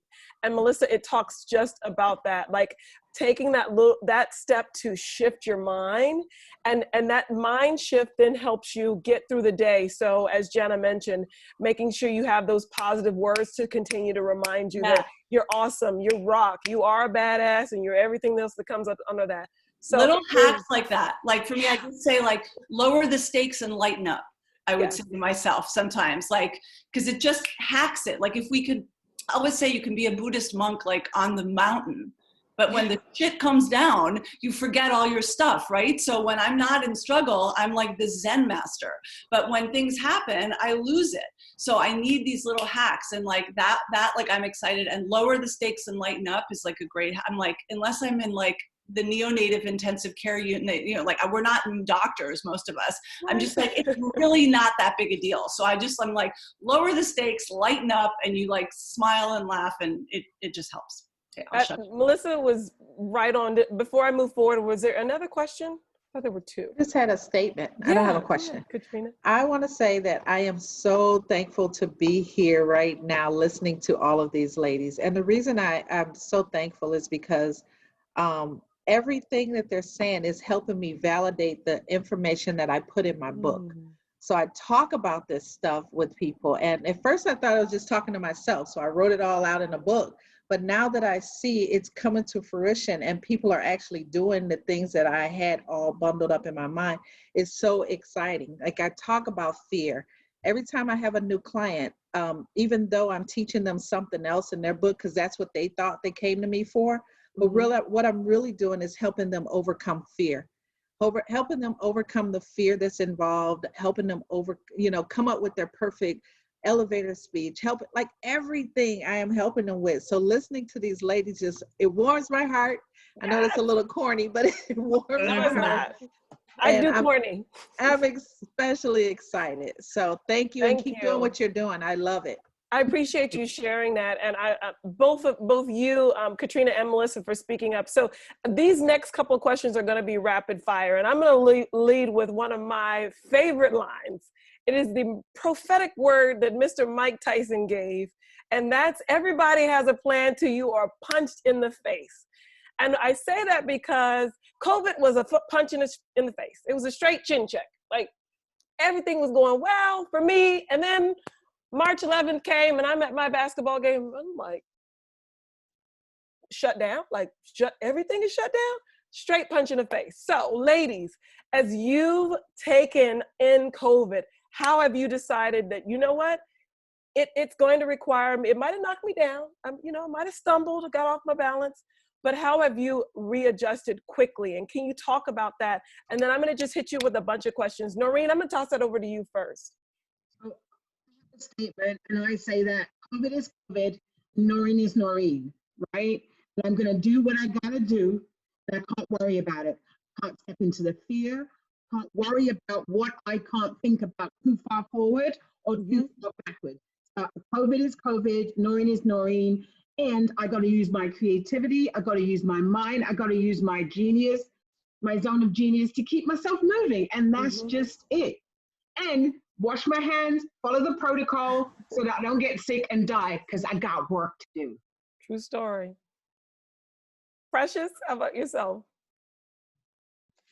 God, everybody was telling me nobody's gonna want your services anymore, da da da. And I just remember sitting one day and saying, I ain't like everybody else. I'm not average, I'm not random, and I'm not ordinary. I'm going hard in the paint. Like since you NBA referee, listen, I'm like Jordan, 96, 97, back to back. I'm going hard. So my visibility went up. I said, you know what? People are playing this game. No one's gonna buy no. I'm gonna make you come out the woodworks. I'm gonna show you why when they zig, I'm zagging. When they go low, I'm going high. I'm gonna take it to the next level completely. And as Drake in his infamous song "Worst Behavior," I'm on my worst behavior because I want you to know, why do they call me the best in the world? Why do they call me the killer pitch master? Because I'm here to slay all competition. If my competition wants to lay down, stay down, because I'm coming for you. And I'm coming all the way. If you think Jordan is the best, I'm gonna show you back to back. That's how I'm gonna do it. So we got the corona, we got the economic downturn, we got social unrest, back to back. I'm coming through. Okay. Right. I love it. I love it. Jana, Nicole, how about yourselves? You know what? I think that just showing up in a really calming, peaceful way, people are scared. They don't know when it's going to be over. When it is over, what does that mean for them? Where are they going to end up? And I always relate it to when you're flying on a plane, right? And I do not like to fly. I'm not comfortable about flying. And whenever we hit those horrible turbulence, what's the first thing you do? You look for the stewardess, right? The flight attendant. And if she's calmly walking around serving drinks, immediately that fear leaves you. And you're thinking, you know what, I must be okay because she doesn't seem to be even disturbed by it. So I show up in my business. I show up online. I show up as that voice of calmness, letting people know it's going to be okay. We're going to get through this. We've got this, especially together. Like there's so much power with us all together. So that's definitely what I've done to adjust. I make sure I show up in that peaceful, calming way and let them know they're not alone. We're going to get through this. It's scary for sure, but we're going to be okay. I love it. I mean, I feel it right now. Like you're here, like you're intentional about being here and your presence is extremely powerful. Yeah. Thank you. Nicole, how about yourself? Yeah, I mean, so my daughter was born on March 13th. And after having 2 kids who I never took any maternity leave with, like I started my business and just kept going. I had this whole master plan with my team, with my COO, all these wonderful people who I've learned to delegate with, of having, a maternity leave of sorts. And so Charlotte was born on the 13th. That was the day after, like, Tom Hanks had COVID, Bernie Sanders pulled out of the race, the NBA shut down. Literally, like, my husband came in and was like, "You're not going to believe the headlines today." And I was like, this is serious. Like, people are going to be freaking out. And then my daughter came, before her due date on the 13th also. And it became clear right away that I was not going to be able to follow this like really methodical plan that I had put together. And, like, talk about fear, talk about ego, talk about frustration, right? Like, I truly initially had this very immature reaction of like, I wanted to like be at home breastfeeding, taking it easy. I like have worked so hard the last 7 years with a baby on a boob or in my belly or on my back at any given time. And like, I've earned this. And then I was like, shut the fuck up. This is why you're here. This is what you do. This is why you do what you do, is to be under pressure. And that's actually what I realized in this environment. It was like, I had a baby. It was COVID. Breonna Taylor was murdered in her home the same day that Charlotte was born. And so it was social unrest. It was COVID. It was panic in people's structures being pulled out from under them. And it was clarifying for me, honestly. It was like, this is where leaders are not made on the days that it's easy. Leaders are made on the days that the shit hits the fan, right? And like, for me, it was a real reminder of why I do what I do. It was a real reminder that people do look up and out from themselves for guidance. Yeah. and for role models. And it was hugely unifying for my team. Hugely unifying for my team. It was massively clarifying for me to come to work and say, like, why do we do what we do? We're here to take care of people. So let's do it. People need to be taken care of. Let's get to work. Yeah, no, you're spot on, because during those first few days, we were all like, well, which way we're going? Like, for those of you, I don't know if everybody's in New York or if you're not in New York, just in general, we were all like, so what do we do next? And so we needed that beacon of hope, that light, someone to say, like, let's go, we're doing this. But this is spot on. Another just question that I had that I want to tackle really quickly, and Precious touched on Beyonce and slaying. One question that is always top of mind, and I love this because she sang the song, and I will not sing, but the best thing I never had. And so I often ask people that I meet is, what's the best thing that you never had? And I'll give you an example. So I moved to New York. I live on the Upper West Side, right next to Columbia. It's literally right behind me. And I moved here to go to graduate school. I didn't get in, did not get in. And it is the best thing that I never had. I didn't need graduate school. I've done everything that I wanted to do and more. So for each of you, Precious, I'll start with you quickly. What's the best thing that you thought you wanted, but you never got it? What was it? Girl, oh, that's a good one. That's a good one. So many things flooded me at the same time. I'm so sorry. When I got kicked out of Georgetown University Law Center in 2002, I got in full scholarship and everything. Got kicked out in March 15, 2002. I thought my life was over, and I was depressed for 5 years, even though I was at Rutgers. And because it's a lower tier school, I thought that would be my life. The best thing I never had was getting back in and making the dean at Georgetown University Law Center eat those words that Black people come in here and they really can't handle the rigors of law school, and that maybe you should have been somewhere else. Well, you know what? I did go somewhere else. And if I thought about it, and if I allowed that to permeate the rest of my life, I wouldn't be where I was. So the best thing I never had was getting back into Georgetown and making him and that school eat their words. Okay. Jana, how about you? You know what? The best thing I never had was a dad. My dad left when I was really young at 5. He was an alcoholic and a drug addict. And here's the thing. I went to his funeral with my 4 children when I was in my late 30s. And he had gotten clean for 20 years. He still was a horrible dad, but he was clean.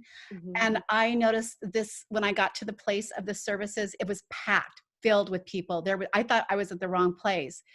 And there was a line. It was a 4-hour service. There was lines of people coming up to the mic to talk about how he touched their lives. And it occurred to me at that moment that we all have a purpose here in life. And his purpose was not to be my dad. His purpose was to be an alcoholic, a drug addict, to live his life, because he sucked as a dad. And if he were my dad, all of this couldn't have happened. And I was able to let go of all of that anger and hatred I had towards him literally in that moment, and realize he was living his life purpose. And who am I to say that that is not okay? You need to be my dad. And so the best thing ever happened to me is not having him in my life, because he needed to be somewhere else. Wow, that's deep. That's a very different perspective and very deep. Thank you. Noreen, how about you? The first thing that popped into my head, I was like, was it a husband? But I had one of those and I got rid of him, and then my life transformed. And funny thing, he called me today to be his person on his, he's going to the hospital, so he wanted to, I'm the best person that he said that could represent him if things came about. So that's nice. Not that. That's still nice. The best thing that I never had was a permanent job where I sat there for 5 years, 6 years, 7 years, 8 years, 9 years, 10 years, because that was the thing that I thought that I should have, because that's what normal people do, right? They don't go on a job and stay 6 months and maybe a year here and just like, oh, I don't like this, I'm gonna go. Because I always considered myself to be flaky, because I'd go on a job, I'd stay for a little while. I'm like, I don't like this. I like the people, but I don't like the job. So it's the best thing that I never had, because it had me create a life that I sat in a classroom when I was 13 years old and said, oh, one day I want to have my own business. I have no clue what it is, but I want to have my own business. And what I knew about myself was I love to hold court, right? Like I love to have conversations, hold court, talk about things. And this is what I'm doing today. So I am so grateful that I never had a job that took me out of myself. I'm grateful for that. Nicole, how about you? It's funny because I was like, how do I phrase this? The best thing that I never had, which I guess is I never didn't have a negative account balance. Like I'm still, but like always in debt. Did not have, in the early days, easy access to capital ever. You know, every single no that I received from, you know, the angel investors, the women investors investing in women who are actually managed by men. Like I never had easy access, and I became really fixated on it because in my space, that was always the predictor of success. That was always the validation that you were one of the few women who could figure it out. You were one of the few women who was like smart enough to be in the boys club. Only 7% of female run businesses even get venture financing, or only 7% of venture financing goes to women run businesses, I should say. And it's even lower for women of color. And I am really grateful for that, because what it meant was that I had no other choice but to perform. And full transparency, Splendid Spoon is venture backed now. I certainly have gotten more skilled at that game. I've spent a long time figuring out the rules of engagement there and how to play. And I'm grateful that it wasn't easy. And I'm grateful that I put a ton of money on my on credit cards. And it's taken me I actually just got my credit score recently. And until like literally weeks ago, I would cringe getting my credit score because I was like, I know what it is. It's really bad. It's do not lend to this person. Yeah. And it's taken me a really long time to dig out of that. And I had so much shame around my debt, right? I had so much shame around my debt. I had so much shame around what it said about me and my ability or inability to run a business, or my ability or inability to manage my personal finances. It created a lot of distress for me. And it also motivated the heck out of me to get on top of it. Yeah. Do what it really means to have a business is to get it standing and get it profitable and prove that you have a solution that delivers value to people, right? Right. And if I had had easy access, like many of my competitors did, to venture funding to just throw into branding and advertising, I would have turned out the same way that many brands in the food space have, which is to be irrelevant, to not exist anymore. And yeah, I think that speaks to you and your authenticity, right? And I think that each of us have to, in some way, you used a buzzword for me, which is shame. And shame doesn't get a lot of conversation because it's shame. And so it's something that we all have to fight. So whether it's your finances, whether it be your delegation skills, whether it be your management skills, in my case, my IT skills, look, I don't know why it's not working. And I am so shameful to admit times that I don't know. But at the same token, it's the fact that you were willing to say so, and then you kept going, right? Like you didn't give up, and you continue to tackle this day in and day out.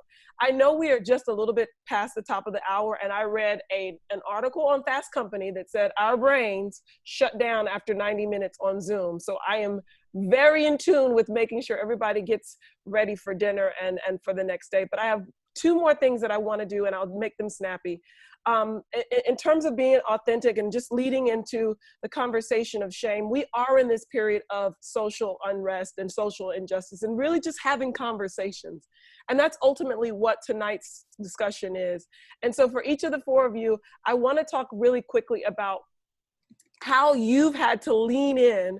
And I really want to spotlight Nicole right now, because as I was doing my homework and kind of peeking around what they do offline and what makes them each of them inside their businesses, I have to say I was so profoundly impressed with how Nicole and Splendid Spoon has leaned in to talk about the issues that are going on culturally. It's not easy, and there is no handbook to say you do this, this, this, and this.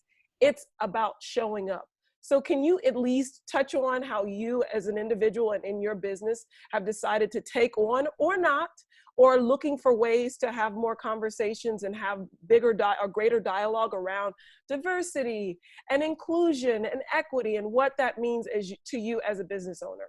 Yeah, I mean, listen, thank you for asking this. One of the reasons that I became a founder and went off on this path that I had no idea where it was going and was literally just following my gut is that there's something inside of me that believes there's a purpose within each of us as individuals that winds its way through the things that you do every day, the people that you touch. And so I do believe that when you as a leader, you as a human, even if you aren't in a leadership position yet, I think everybody has their spheres of influence. Mm-hmm. You have to speak up. Mm-hmm. You have to, it's part of that fear experience. It's part of like identifying maybe where your ego is holding you back. And that was my personal experience with specifically the deaths of George Floyd and Breonna Taylor, waking something up in me personally, deeply, mm-hmm. of like, why is this that this is the thing that makes me feel like some shift has happened? What is that? Why have these experiences exposed things that I know are there, but I'm not fighting actively enough on every day? Because if I was, and if we all were, then it wouldn't be a problem. Mm-hmm. And so because of that, and because we are in the business of people, I just decided really fast, like, we have to be out there first. Like, we have to just put ourselves out there and acknowledge, like, this is something that we as human beings are all paying attention to. Whether you do or not is not really any of my business, but I can't not. There was just, I don't know how else to really explain it. It was like, I just can't not. And we as people who claim to be leaders, claim to be providing a service to other human beings, that's a responsibility. We're in a position of privilege. We're in a position of responsibility. You don't get, my opinion is that power has to be balanced with responsibility. And part of that is an acknowledgement. And so, practically speaking, it also then meant, okay, well, you don't just like get to put a black square on your Instagram and like check off the box. Like, no, that's not responsible. Yeah. That's just some showmanship. That's called marketing. What does it look like? Yeah, what does it really look like? What do we want? What are we gonna do, right? Like, and I think that's what it then comes down to, is what's the action component and how does this change you? Like, that's what an inflection point is. An inflection point is a catalyst. A catalyst is, hey, like, that water and salt isn't water and salt anymore, it's crystal. What are you gonna do with it? Right. How are we going to take this? No, thank you. I appreciate that. Because when I was reviewing your website, I was like, I want to work with Splendid Spoon. I want to work with those people who want to take on challenges head on. Jana, how about you? How has this particular period, and it may not just be the last 6 to 9 months, you know, as female business owners, we often find ourselves in spaces where we're in male-dominated industries. I'll be frank, I have. So I'm sure the rest of you have experienced the same as well. You know what, this has really been an eye-opener to me because I was raised in a different time, in a different era. And I have a very beautiful friend of color, and I made the remark to her when all this was going on that I don't see color. I only see kindness and love. And she pointed out to me, then you're part of the problem. If you don't see color, Jana, you're part of the problem because you can't speak up. You can't see what's going on. You're just standing aside and allowing things to happen. And she was right. Saying you don't see color is bad. That means you're blinded to everything that's going on. You have to speak up. You have to stand up, and you have to show up and vote, make change. And it's not going to happen overnight. So we've got to be patient. But the louder we get, the more we stand together, the more change will happen. And we have to see color. We have to see it. No, that's such a profound statement, because what we're saying is when someone says, I don't see color, you don't see my uniqueness. You don't see my beautiful brown skin. I'm almondy. That's what I tell people, or pecan tan. That's what I've named myself. So, but my point is, I want to know what your complexion is. You see this beautiful pink shirt. You see my pink glasses. Like, those things are important because they make me unique. And I also believe that it's important for me to see others in terms of what special pieces that they bring to the table. It's really important. Precious, same for you. I think in this particular time or day and age, I'm looking for co-conspirators, people who can help me raise the red flag and say, hey, we got a problem. Like, people that are willing to take up the flag and just like knock it out the park. And I know you are that person, just listening to you speak tonight. So how has this particular period really started to, I think you already had it in you, but I know that this particular season has just really resonated you for a number of reasons, because it's giving you even more reason to say, I am Precious Williams, hear me roar. I know that's right. Well, one of the things that it really said this time period, and with George Floyd, Breonna Taylor, Armand, all of our peeps, I started noticing, and I told this to all of my friends of color too. I said, notice speaking engagements, who's always being advertised in these things. Why is there never a person of color there? And if you start noticing that, start putting yourself forward, because other people aren't going to do it. Or they may not even realize you exist. So what I started doing, I love that young people can go out there and protest and everything. I make money by my voice and by my very presence. So I can't put myself in that thing. But what I can do is fight in a different realm. I can fight in the business realm. So if we all see things that just don't look right, start asking questions. Like, there's been a lot of speaking things that I will write to the person who sent it to me. Hey, I noticed there's not a lot of people of color, not a lot of Black people, Latinx. I don't see it. Is there any reason why? And may I suggest a few for you to look at? Because maybe you think that they don't exist. They do. They just don't have the biggest platform.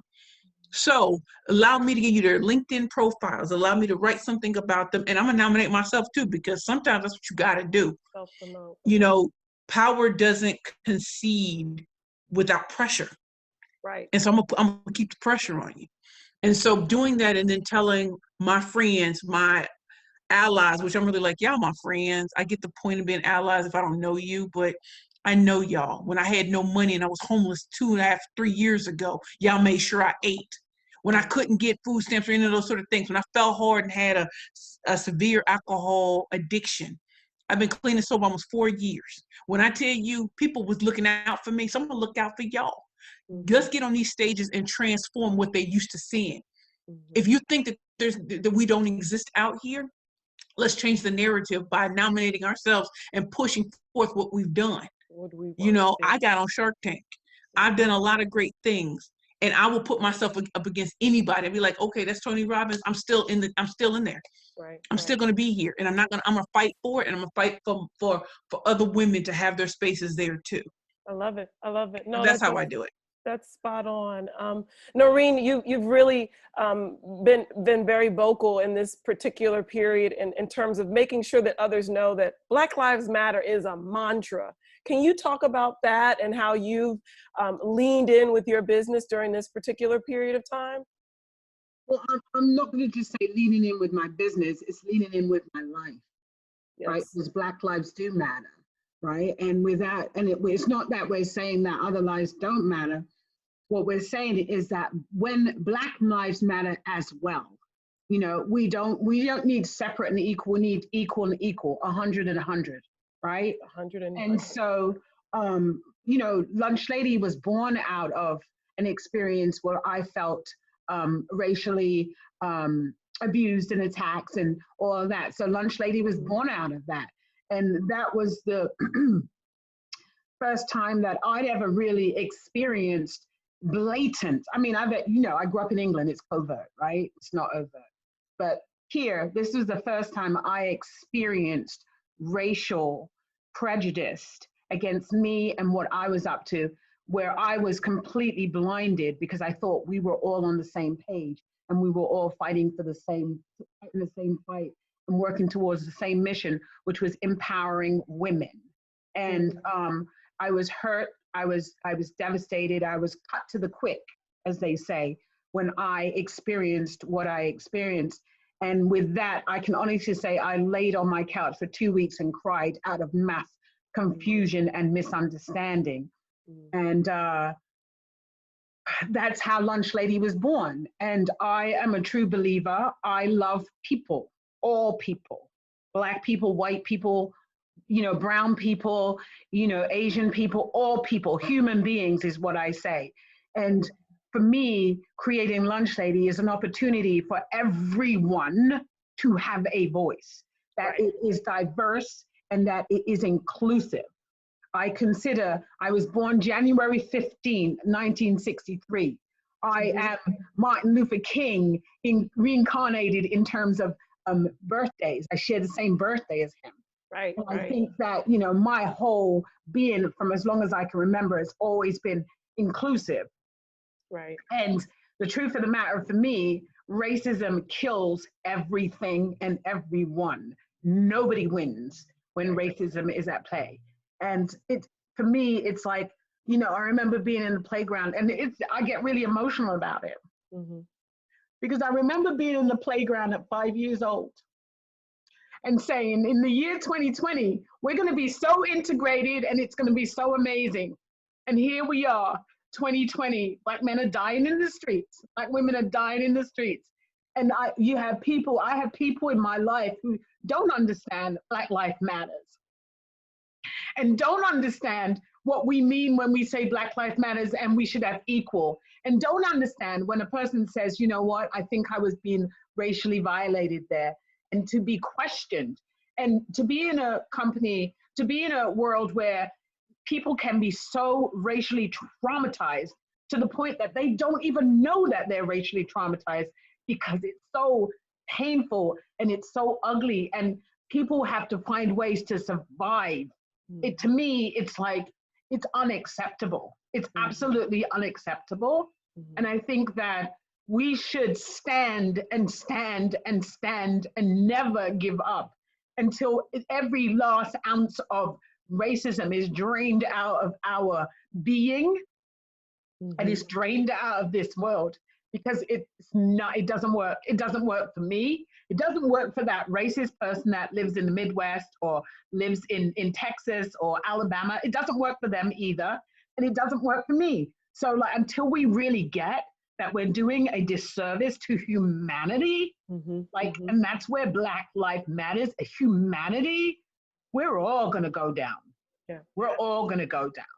So thank you. Yeah, that's I appreciate you sharing. I think I know I'll speak for myself in that this is a very real topic. So whenever I feel moved about something, and I touched on being shy or ashamed. I just know that this is one of those topics that you might get tears and an ugly cry with a little bit of snot. I'm gonna be completely honest. But it's having the space, and I wanna say this and I'm closing, but the space to have these conversations is so important, especially when we're in this time where we have to stay 6 feet apart, wear our mask, wash our hands, we're doing everything via Zoom. It's important that we create opportunities for community. So I'm going to close with this one final question, and it's something that is near and dear to my heart, and it's all about gratitude. I would like everybody on the call to find something that they have experienced, and I'll kind of call everybody out just in case so we don't talk over one another, but one thing that you are grateful for, and then I will lob it over to Noreen to finish it up. Annette, I'll start with you. Sorry, I caught you off guard. It's okay. It's okay. So I'm actually grateful for just the life that I live. Even though I am faced with a giant that's huge, huge, I am grateful that I have a roof over my head, a car to get me from point A to point B, and friends that have my back. So that's what I'm grateful for today. Yes, you do. Hortense, how about you?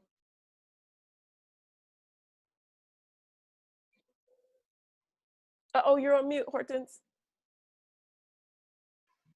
Yeah, I'm grateful to have been invited to this amazing meeting and to meet such industrious women. And it's just the things I've learned, especially the subject of fear and conquering that fear, has just been spectacular. Thank you all. Thank you, Hortense. Bye, Wendy. Thank you for coming. Femi, how are you? Welcome. What are you grateful for? You said Pumi, right? Pumi, yeah, Pumi. Oh, okay. Yeah. I'm actually grateful that I also attended this I don't know, Zoom call, and I'm grateful for everybody that shared, especially Jana. Jana, what you actually shared, it just made me realize that, oh, okay, yeah, that this is what it looks like.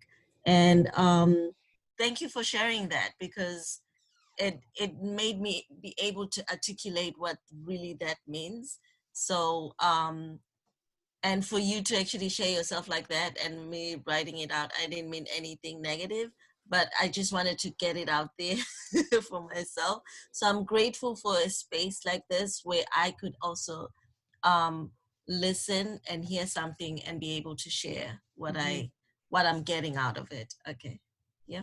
Thank you. Precious, I know you have to run. I'll lob it over to you really quickly. Anything you want to say in terms of what you're grateful for, we would love to hear. Yes, I am grateful to God for second chances. When I look back over the last 3 years of walking out of addiction and homelessness and walking into love and support and guidance, and for my business to take off in the midst of all of this, I'm grateful to God for second chances and to be in spaces with women like you all and men like you all. Thank you. Thank you, Precious. Katrina, how about you? I am very grateful, and I'm always grateful, but the one thing that I feed off of, and this is with anybody that I meet or any interaction, is energy. And so the energy in this room today is very powerful. So I'm grateful for church, because this is what happens. I am very grateful for the spirits that I took from this and the energy that I took. And I can go to bed smiling now. This was a great day for me. So thank you for sharing. I love you guys. I'm so happy to hear that. Thank you. Eyes of Beauty. I don't know your name, but we're going to go with that. Hello, I'm Bobby Ann. Nice to meet you. Welcome.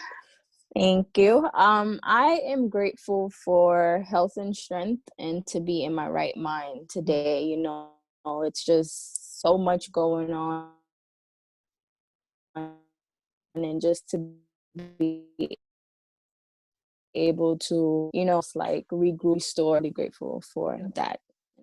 Thank you. I appreciate that. Amy, how about you?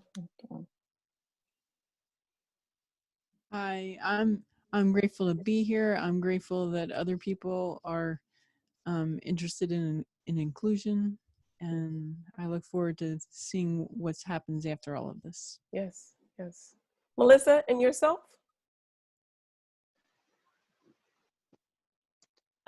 I'm grateful to be here too. I'm also generally grateful. I'm someone that's in gratitude a lot. But I think that during COVID, I've been calling it Dr. COVID because I feel like it's been sort of in a weird, paradoxical way healing people. And so it, like in the reverse, like there's something about it that's like, so in my case, the gratitude is that this is maybe a little bit personal, but because of my childhood history, my body has not always been a safe place to be. And I spent a lot of my life sort of running from, as I said earlier, like my feelings and emotions and my body. And I went up into my head and have what they call isolation of affect, and everything is very cerebral. And there's something about the fixity, like the not being able to move around and being in quarantine, that made me sort of sit in all of that.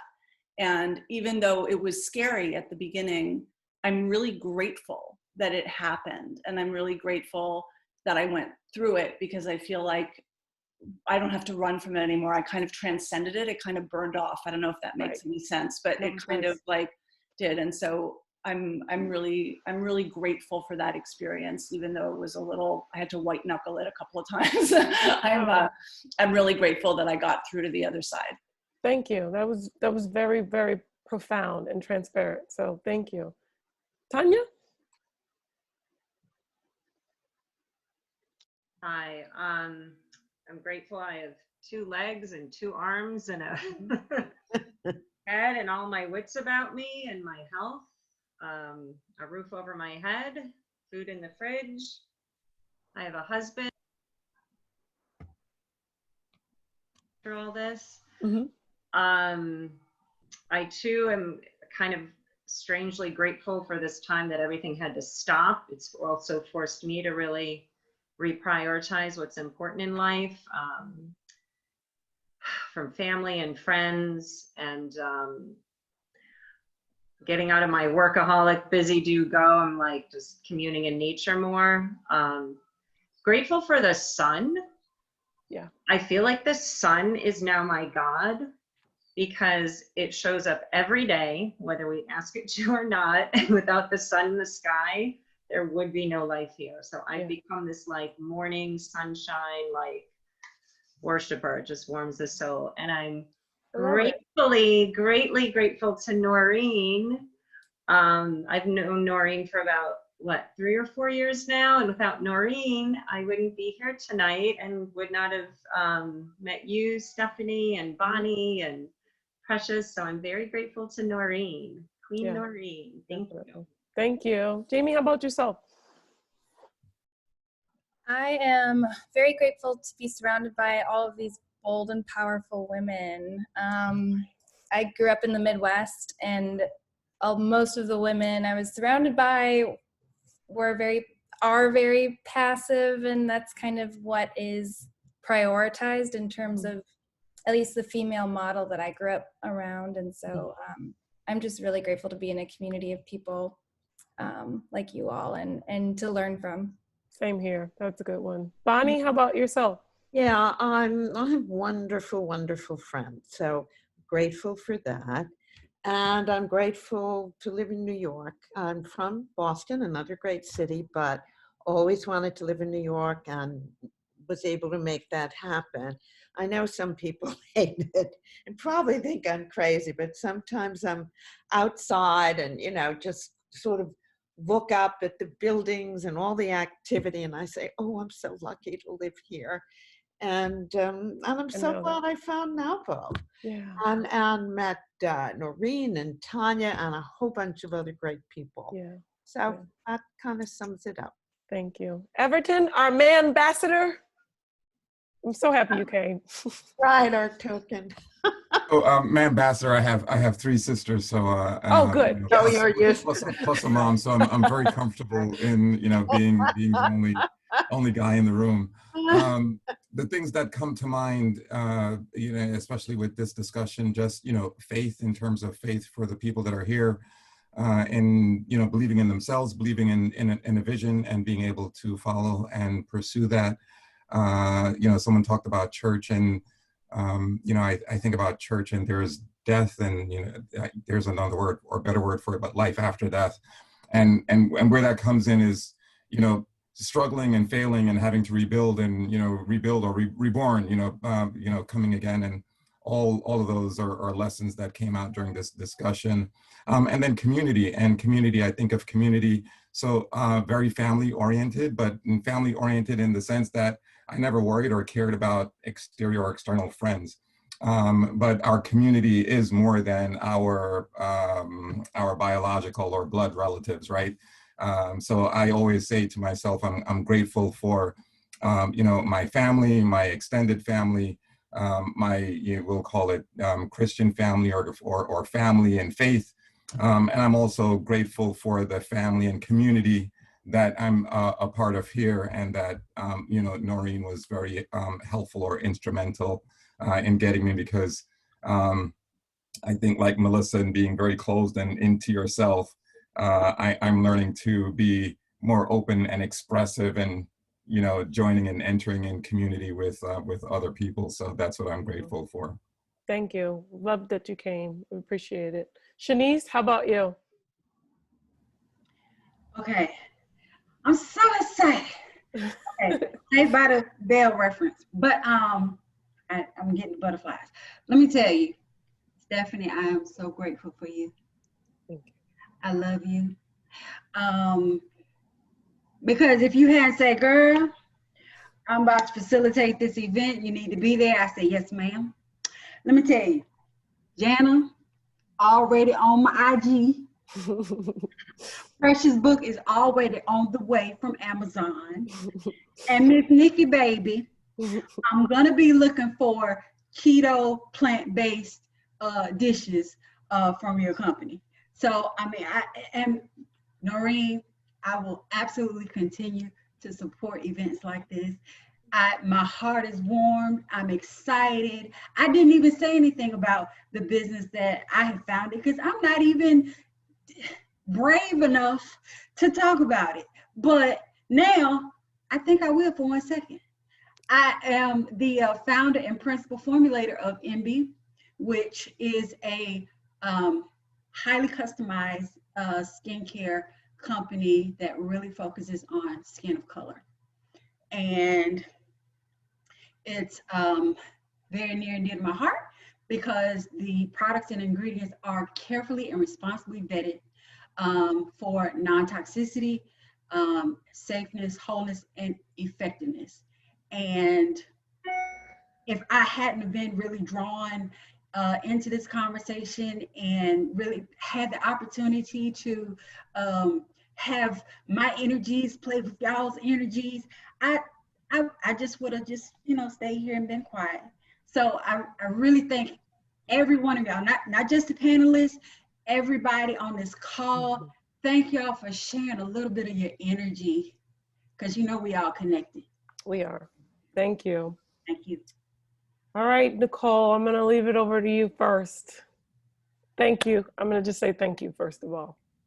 Thank you. This was so beautiful, really. I so relate to the comparison to church. Like, it really does become spiritual when people bring their true selves. And it's so funny because we started this with fear, right? And I know clearly, like, all of us there's this element of resilience and flexibility and gratitude to the fear. And what I'm feeling now, though, is gratitude for the safe space and gratitude for the moment to just share in that with everyone here, and to acknowledge that, yes, we do need to feel safe. Mm-hmm. We do need these times to be together and feel supported and feel safe to be vulnerable. Yep. It's so valuable.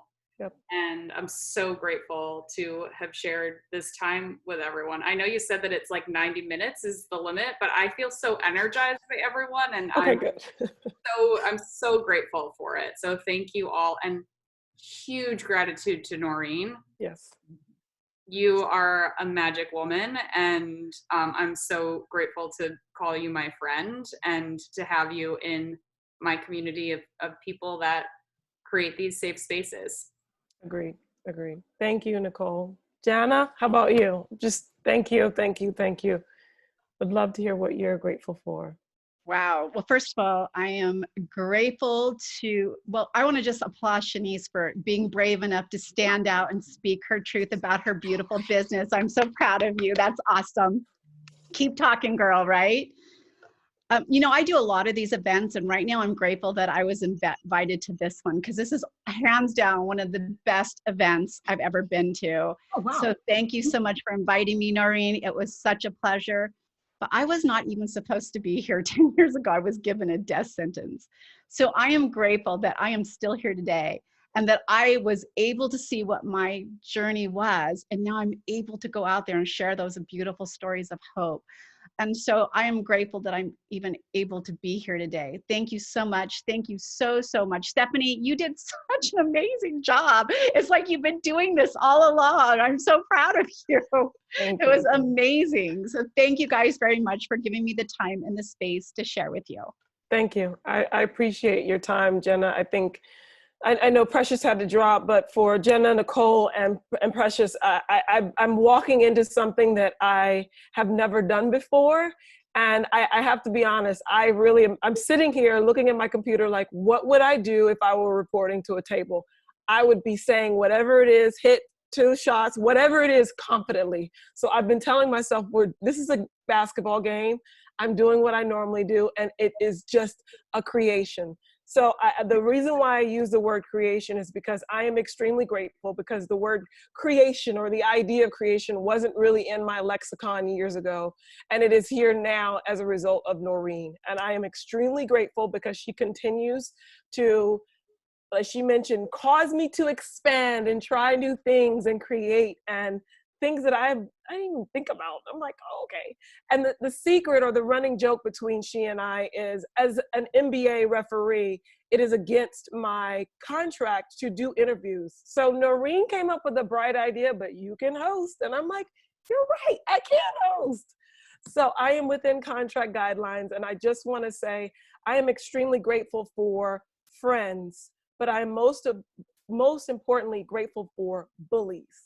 And bullies are those friends that will bully you into doing something when you feel like you're not ready to. Shanice and Noreen are both my bullies. And they see in me what I can't see in myself. Maybe I should change my name to the bully coach. You should. I'll have you do the things that you don't want to do. She does. So, what am I grateful for? So I'm grateful for creativity. I'm grateful for courage. I'm grateful for not knowing how things are going to go, but in my heart, I know they've already gone. And so I'm grateful for all of you taking the time out of your busy lives or your COVID cozy lives and spending it with me. So I am absolutely, absolutely grateful. I'm grateful for Lunch Lady. Lunch Lady needs you. Lunch Lady needs you to register, sign up and join the Facebook group because we want to grow. We want to be Facebook Lunch Lady strong. We want to be able to support each other in this time when we need support. I want to create community where people can reach out and say, you're in the group. Hey, I need some support. Can you guide me? Can you show me? This is what I am committed to. This is what I'm here for. This is how I lived my life. I came to America with $60, no dream, to a man that I fell in love with. I knew no one, but I created everyone. All of you are a creation. It starts in my head, it lives in my heart, I speak it, and then it gets manifested, right? And so we all do that. We all do that daily. And so I am ever so grateful. So one, I would like you to sign up, join Facebook Live, Lunch Lady NYC on Facebook. I would like you to please, I'm going to send you a link for your $25 off of your Splendid Spoon delivery, which I am so grateful that Nicole has offered that to us. So you get $25 off, and I'll tell you the soup's really good. And I really ask you all to like, really, you're needed on the planet. We're needed on this planet to make a difference. We've all come here to make a difference. This is not an accident.